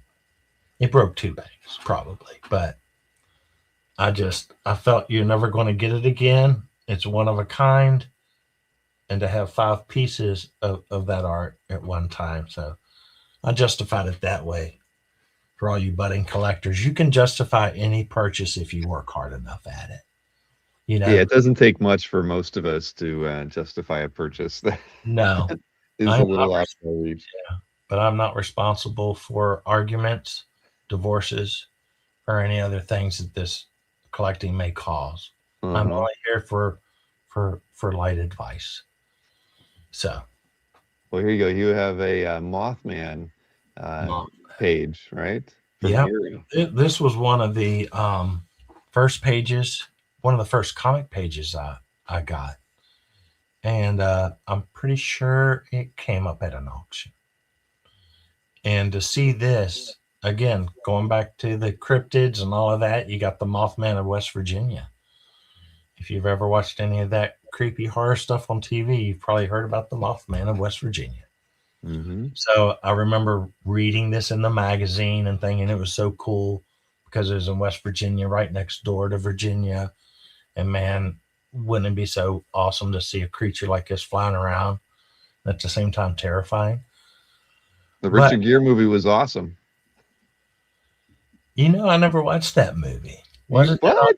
No, I really didn't because I was like, You're into the cryptids and you haven't seen. I I'm unfortunately disappointed my in you. closed-minded brain was like, they're gonna mess it up. Richard Gere is all about like the women love him. He can't be a good actor for this movie. No offense, Richard. No offense. But I just didn't watch it because I was like, it's not gonna be about the monster. It's gonna be Richard and some woman in a motel talking about the Mothman. I don't They know. were in a hotel. I do remember that. See, I told you. Anyway, I love this is Jamie Brokaw, I believe is his name. But the shading, the ink wash in the background, the detail on the Mothman itself, the startled people, the UFO, just what a classic little UFO and the tie-in to sci-fi. Hmm. Um, just a condensed one-page, beautiful piece of art to me. Uh, Tells you the whole little history of the Mothman and how it all happened. Uh, and to have an original cousin Erie up there on top with his old ghastly face, I love everything about it. Just the title work, it's like you're looking at the magazine itself. You can of course see the aging on it, the toning, but I think that adds a lot of character to some of this art too. Doesn't hurt it any, I don't think. No, I love it. But just a beautiful, beautiful depiction or representation of that monster art from back in the classic days that I grew up with. So anyway, All right, what do we got Conan, next? Conan. Esteban Maroto, I guess. His name is synonymous with Conan and with Robert E. Howard and a lot of his stuff. And Warren Magazine, he did a lot of comic panel pages as well. He Mm-hmm. does beautiful paintings. Esteban's a fantastic artist, but I chose this piece just because they used it on the back of the Savage Sword of Conan cover for years, just as an advertisement. So I just saw it every week, well, every month. And it was originally published for, I think it was in Treasure of Trenicos, was the first book it was in. But I think they may have used it in a couple other books that Ace did. They would take a couple of those. He did a lot of illustrations for Ace back for those publications of Conan and Robert E. Howard, and they used a couple of them a couple times in a couple different books, if I'm correct, remembering. But this one's just, I love how he captures Conan. He's he looks like Conan. He's a big guy, full of muscles, and he just has that look like, well, if you want to mess with me, okay, but I'll just take you down and drink another drink. But and all the attire, the sword, beautiful sword, uh, his boots, the big old wolf cloak or whatever it is on his back. I love Moroto's line work. It's just beautiful to me. And then I contacted him about some of this art, and he had it. So that's how I ended up with this. Fortunately, but I have several of those pieces in the gallery as well. I probably should have sent you that full page with him battling the ape from that one story. That's phenomenal to me. So Well, I've never CAF, tired right? of his art. Say again? It's in your CAF gallery, though, right? Yes, it is. It is. Yep. So again, reading those books over and over and over when I was younger, to me, you could, Howard wrote so well, you could just read it again and again, like Tolkien, and not get tired of it. And then you just sit there and look at the art on the pages and just dream about what you just read, and it just ties it all together and cements it. And then to be able to collect it years later, you know, one thing, that little, the black shadow box or the black background right there. I don't know how he thought of that. I'm sure because of art, but that, it's so simple, but it works so well to define Conan. I don't know how to explain it. Do you know what I mean? If it was Conan without that black background, I think something would be missing from it. I don't know why. Maybe it just focuses your eyes more on the line work with that Yeah. black Well, he background. uses that same shape Just sort like, of in another one of the illustrations you have, and yeah, by Moroto as well. but yeah, Yeah, it's love his cool. stuff. Uh, Ron Miller, a prolific astronomical artist, beautiful, beautiful space art. This was done for the Glencoe Model Company for their issue of the Mars liner. The You can see the beautiful detail in the red rocks of Mars and the little spaceman down in the bottom and the one up there, and then the Mars liner in the background taking off. But anyway, I love models. I'm bad at building them, but I love them. And again, you're attracted to that model because of that box art. It just sets your imagination off. You're like, wow, I need that. But this Mars liner, incidentally, was from Disneyland. That was the original Mars liner that stood up in Tomorrowland as the rocket to the moon. So years later, Glencoe commissioned them for that model to use. It was done by Strombecker first, and I think sold in Disneyland Park. So Strombecker years ago produced that Mars liner, and then Glencoe reissued it years later. So that's my tie-in there to Disney and Disneyland Hmm. space. So a combination of memories right there. Sure. That There's been quite a few Ron Miller, you know, planetary pieces in Heritage Illustration auctions the last couple of years. Yeah, they have. I think he might be selling them off himself. He's Hmm. on Facebook. Ron's a very nice guy. If you're interested in Ron's work, reach out to him. I'm sure he has stuff that he would sell to you.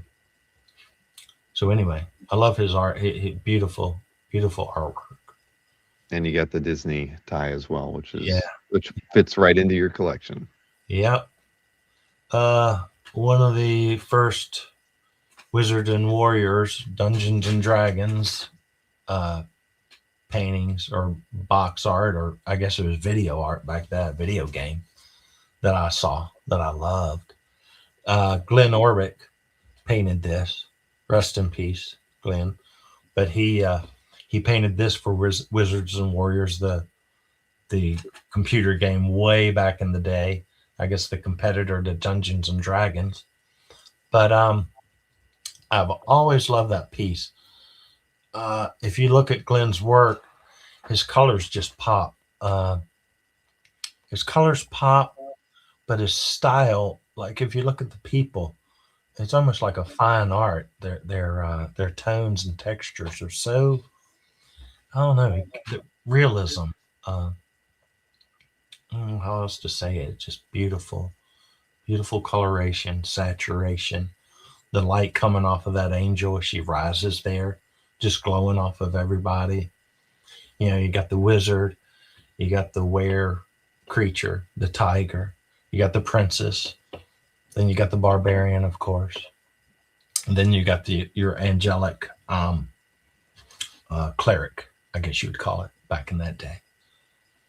So, um, Glenn, I found years later, had a website, and he had a bunch of pictures of all of his galleries, and I contacted him, and here we are once again. So I got fortunate with that one. I tried for another one, but another collector on Comic Art Fans had gotten one of those. But just beautiful art. His colors just really pop, and such a great detailed artist. Such realism, but at the same time, such a fantastic imagination. You know, a tiger, a tiger looks real, but at the same time, you're like, well, what's he gonna say? Because you know he has to talk. Anyway, Yeah, there's a few pieces by Glenn on CAF. Not enough, but beautiful. He did a lot of comic art, a lot of Batman and Superman stuff for Comic Base. I think was a magazine or is a magazine out there. He did a lot of yeah, work with him. yeah. There's a nice Thor painting Oh, on there and a few Star other. Wars. Need we say much about Star Wars? If you were born in the 60s or 70s, you know Star Wars, and everybody knows Star Wars. But anyway, this is Paul Ewell, I believe. I believe they're Steve and Paul, twins. They both are fantastic fantasy artists or artists. And this was one for Rogue Squadron from the New Jedi Order series. I think Ballantyne did this series back in the day. But I first saw this painting on the book cover, on the bookshelf in the store. And he did one after another because they were just series of these back in the day. And I just have always loved this painting because just the pure action, it looks like you're right in a Star Wars movie watching what's going on right then. It's a different story, of course, but still, TIE Fighter, X Wing, Star Destroyer in space. You got one flaming, you got explosions, lasers. I mean, what else do you need for a Star Wars cover? So, uh, I contacted Steve on his website, and he had it available, and got so lucky on that one. I feel, and the good thing about contacting artists is they get the entire funds for that sale. Okay, It's not a resale. It doesn't go to another collector. It goes straight to the artist who did all that work. So if you can buy from the artists themselves, I would encourage that. They worked hard to create these pieces, so they deserve they deserve that money, so to speak. But you got to find art where you can. So that's why we have dealers and resales, auctions, and everything and else. reps. Yep. But Well, there's only one other piece by him on CAF, and it's got dragons on it. really, yeah, he did some great TSR dragon stuff uh, for the dragon pieces back in the day. Okay, San Julian. If you loved horror art, you know San Julian. If you loved horror magazines back in the 70s and 80s and even up to today, you know Hmm. San Julian's art. The man has never slowed down, and he just paints just as good as he does today as he did back then. This was a creepy cover for Creepy issue 51. Deja Vu is the title of the story, I think. So, title of the cover to me. But when I first saw this on the magazine rack, it creeped me out because right away you could feel the terror to me in that woman's eyes and the heat off of that fire. And I was like, Jesus, her legs are melting. That's not cool. But anyway, it engrossed me. As you can tell, I own the original now. And then you look back at that little kid and you look at her little face and you're like, oh, okay, something's going on here because she is He might not. have deserved it. She she might have deserved it. But then again, she might not have. You're gonna have to read the story maybe. But that little kid ain't up to no good. That's all I can say. She looks like the little demon seed or children of the corn. I don't know.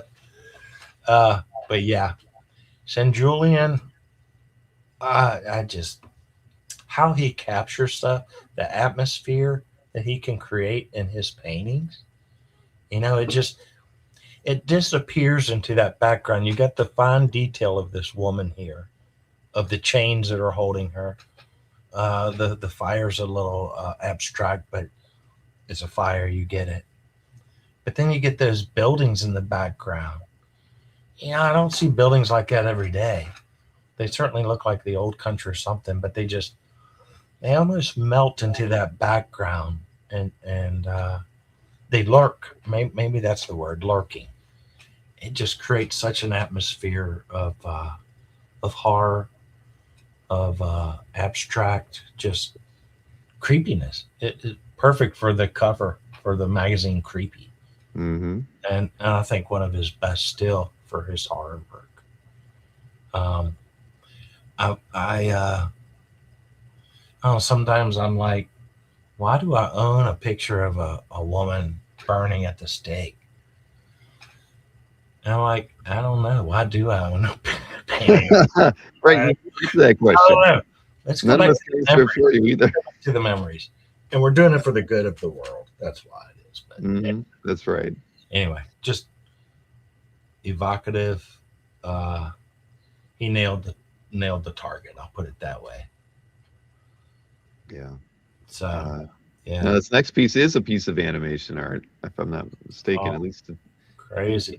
yes, it is. Valley of the Dinosaurs, title card, so to speak, or a break card sequence, right at the commercials. But as a young boy, grew up loving those dinosaurs.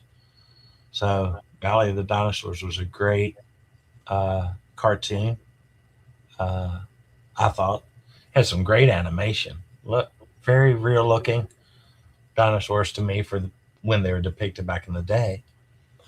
But just the lush foliage in the front, the greens, the volcano. It just took me straight back to my childhood when I saw that. That was an auction piece as well. So you got the title, you have the title layer there on a separate sheet, and it folds down, as you probably know. Uh, Animation cells typically, if you have a full setup, they'll many times have several layers. You'll get that title art, then you'll have this foreground art on a separate sheet, and then you'll have that main dinosaur, and then you might have the very background as the background piece. So I love how it all pulls together. I love seeing the creative process of art in all forms. I love the prelims to the finished pieces. So, and just being that I love that show, um, just a lot of memories right there. A lot of fun. That's You good. don't see So that much of this. There have I been can't say, yeah, I haven't seen a piece or an animation cell from Valley of the Dinosaurs before. a couple pieces showed up recently, very small for background concepts for Valley at a Van Eaton Gallery auction. Hmm. I bid on one, but then I let it go due to the size. But they're very rare. Maybe they're going to start coming out now since I saw those couple of Van Eaton, but time will tell. Okay, next up, All right, Raul Vitale. That this yeah. guy's amazing. Eh, Raul, you Yeah. talk about Steve Hickman being humble. Uh, Raul's right because he thinks he can't paint, and it's ridiculous because the man is so talented. But this was a commission. Um, I said I have an interest in the Yeti, the abominable snowman, all of that stuff, and he had done a Bigfoot or something the year before, and I think he knew I liked Bigfoot. But I said, Would could I commission a Yeti uh, up in the mountains, and he has a food source and he's fighting off some snow leopards. Like, who's going to win on that food source? And that's all I basically told him. And he came back with this black and white sketch. I think it may be in my galleries. Um, his sketches are phenomenal. But he came back with a sketch that looked just like this, but black and white. And I was like, that's just right on it. Just fantastic. So then he painted it, and this is the result. And I couldn't be happier because to me, he took the time. Raul uh, researched the animals that lived up there in those mountains. So that's an actual type of deer or whatever you want to call it that's up there. The snow leopards, of course, are up there. And some of us think the Yeti is up there. And I think he did a phenomenal job of creating that Yeti because there's so many ways he could have gone with it. But to me, it's just phenomenal. And it's great how he captured the intense action between the Yeti keeping that prize from the snow leopards. And I love nature art. I love nature. So to me, this is a pristine wildlife, a piece of wildlife art. Because those snow leopards, you can't get any better snow leopards from any wildlife artist to me. That's just phenomenal. Beautiful. And the snow, the way he captured the snow, those icicles, I was like, that icicle's a little crooked. Well, if you notice in real life, when it's so cold and stuff is freezing as it goes or melts, it actually will create a curve like that because of the intensity. So it's just such a beautiful piece. And his art definitely needs a light on it. But when you turn that light on, it just comes so to life. Such Right, a I'm looking at the other pieces in your calf, and the way he manages light and color is a lot like the Hildebrand brothers, right? And he can yeah, really yeah. make light He pop, and his color choices are sort of similar, but just a little bit different. But boy, uh, he's so skilled. he is, and he does. He loves the Hildebrands. They are an inspiration to him, but he is certainly on a level of his own as well. He took it and took it to another level. But yeah, he's a great one to work with on commissions. I know quite a few people have commissioned from Raul. Oh my, Hecate's or Hecate's Cauldron, however you pronounce her name. Um, one of Whalen's earlier pieces, I believe 77 or 78. This was done for the world's best horror anthology of the year. I think Tanith Lee edited it.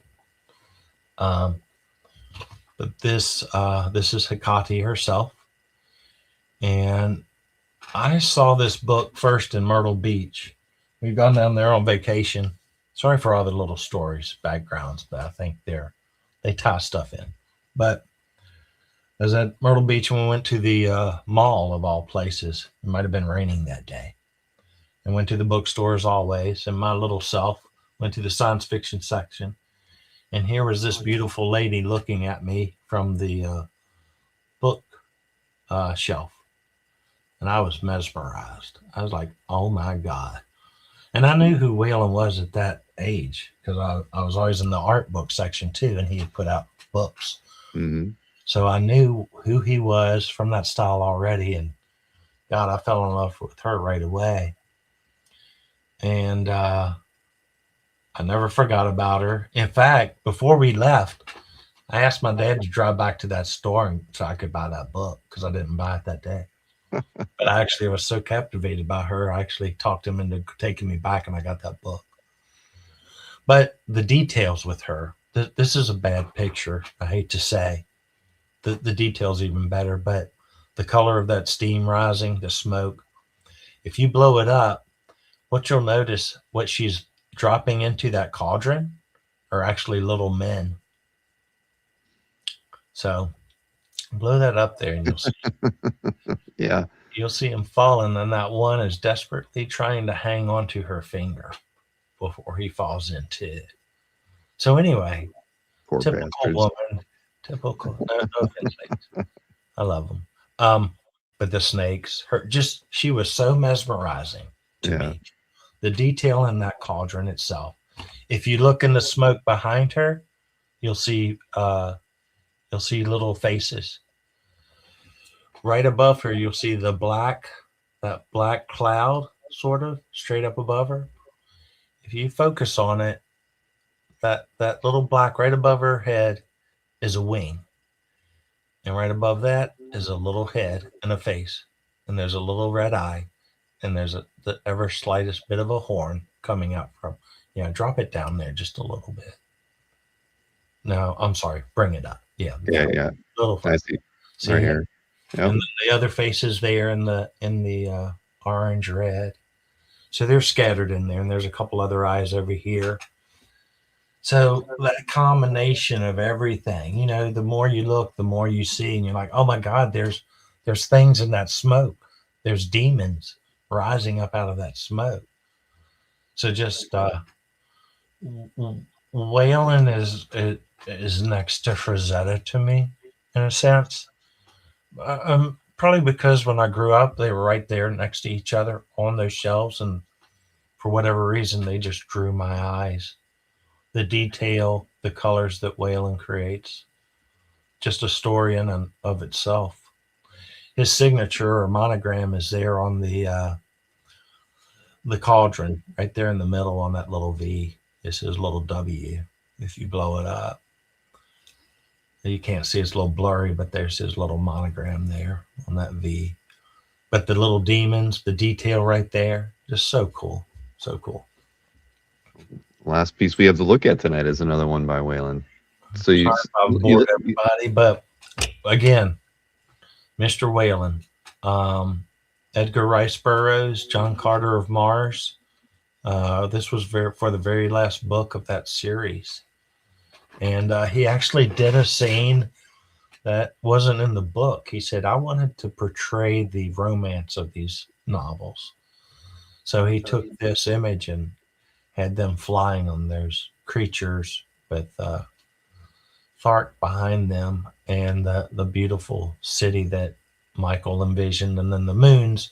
We were talking earlier about Mark Zug's moons being realistic to Burroughs' writings, whereas Waylon is the romanticized version of the beautiful full moons that we all know and love here on Earth. But regardless, just a stunning piece. I believe this is 22 by 30. Just gorgeous. The detail in it. Once you blow it up, the sand, the dunes, you can almost see the atmosphere, that light coating of white. Just a gorgeous piece. And I when I was in high school in trig class, which I don't know why they stuck me in trig class. I couldn't even do algebra. But one of my, the guy next to me in class was reading the Burroughs novels at that time. And I remember him holding this book and just falling in love with that cover then. And it was in Whalen's art books as well. Just, just a beautiful piece to me. And just to tie into Burroughs again, uh, it came up as a resale through Pat, I think, and or if it didn't come through him, he knew of it and helped the person advertise it. But anyway, you Pat's just facilitated a lot of sales over. Pat. God bless Pat. I Yeah, mean, had he not started again, like I went back to IX Munchkin Press, he pulled so many people together that were out here across the U.S. and across the world, and now we're all connected, and you know where certain art is and who does what, and it's helped in so many ways, just like Comic Art Fans has. So anyway, just so fortunate to get what I've gotten over the years. So anyway, I appreciate again you having me. I hope I didn't bore people to death with all my blathering. you didn't bore anybody. Everybody thought your camera was frozen. So, so we get to Oh, see one more time. well, hey, maybe when I get it working, I'll pop back up and show you. I am very computer illiterate, and I'm sure there has to be a button here, and if I tapped it, it would like magic. But anyway, It's black magic, is what it is. We couldn't figure it out. yeah, You, but you know, we made it but work. We made it work. all-in-one computers are totally confusing to me. So trust me, if I had it in front of me, I don't think I could have figured it out. Yeah, But well, I appreciate your patience with it. no, no. Well, thank you for sharing your collection on CAF for over 18 years. That's we appreciate that, and it's always great to be able to sit down and talk about illustration art. So you have an incredible collection, and even if you're kind of on pause right now because of other things you have going on, like you said, you're still looking. You're still looking at the heritage auctions, and I'm sure hitting up, like you said, even the Wow Art site to see Yeah, the sweet prelims yeah, it'll that never I end. missed out on. But it is good because we like I said, Pat and Comic Art Fans pull people together. I sit here in my little town, and you don't really see other people. You don't talk. At least I don't. I'm an introvert, but there's just not that many people There's in no my other. small town that collect this stuff. So when you can find somebody else that loves it and has the passion, and you're some of the collections almost mirror each other's tastes. So you start talking to that guy and that person, and it's really cool because you can talk about the same stuff, the same images. Like, wow, I love this piece you have. He's like, well, I love the piece you have. And you connect on that level. So it's been a real blessing. It's been really fun. So No, appreciate it again, Bill. Thanks for everything you've done for the comic art community, and thank you for letting us share illustration art and on a site called Comic Art Fans. well, it's a melting pot, I think. It So is. Well, a lot of these fantastic. illustrators work cross genre. Yeah, When I looked at the Hickman art you had, what was it? You had some unpublished comic pages from Hickman. I mean, yeah. these artists worked across many different genres. I mean, Mhm. and it's just no. If I could go back in time and rename the website, I'm sure I would have come up with something different. But you never know what. Now you can't rename it now. You got too much vested in just comic No, art no, fan. it's Comic Art So, Fans forever. but but yeah, Hickman, those unpublished pages. I have about 7 more of those. I didn't want to put the whole story out because I'm actually trying to get those published in a current horror magazine. Oh, that'd be cool. So you got to get right. You got to get permissions, which I've almost gotten complete now. So hopefully that might show up in a horror magazine one day. But he did some cool comic art too. So yeah, thanks for bringing those up. No, my pleasure. Well, Thanks Greg, to everybody who took their time to watch this. I hope you enjoyed it. So thanks for hanging in there with all the I technical I difficult. definitely enjoyed it. Yeah, exactly. Well, hey, it's not the first time where we couldn't get a camera to work, but at least your audio was perfect, and we got to look at great artwork tonight, Greg. So again, I appreciate it. For Yep. those not familiar with Greg's CAF Gallery, it is under the name Amra the Lion. So look for that. Do a search on that, and you will find Greg's CAF Gallery. And I think you probably have like 300 or 400 pieces in your CAF Gallery. Most of it's illustration art, but it's a good mix of kind of comic related pages, but a lot of paintings, and it's well worth spending some time going through the museum Huh. of Amr the Lion on CAF. I appreciate it. I have too many title pages. I need to condense them down. I get too You have a lot creative. of covers in there too. Yeah. You have a lot of covers. I was looking at. You had a lot of different covers to paperbacks and a few other Yeah. things. So Yeah. yeah, Yeah. a well-rounded collection. Well, good. Well, thanks again, Bill. All right, Greg. Well, listen, everybody. Thank you for hanging out with us tonight. It was a lot of fun, and we'll be back at it tomorrow with another show at 9 o'clock. But Greg, thanks again for doing this, and everybody have a wonderful evening, and we'll see you again real soon. Yep. Thanks, everybody. Take care.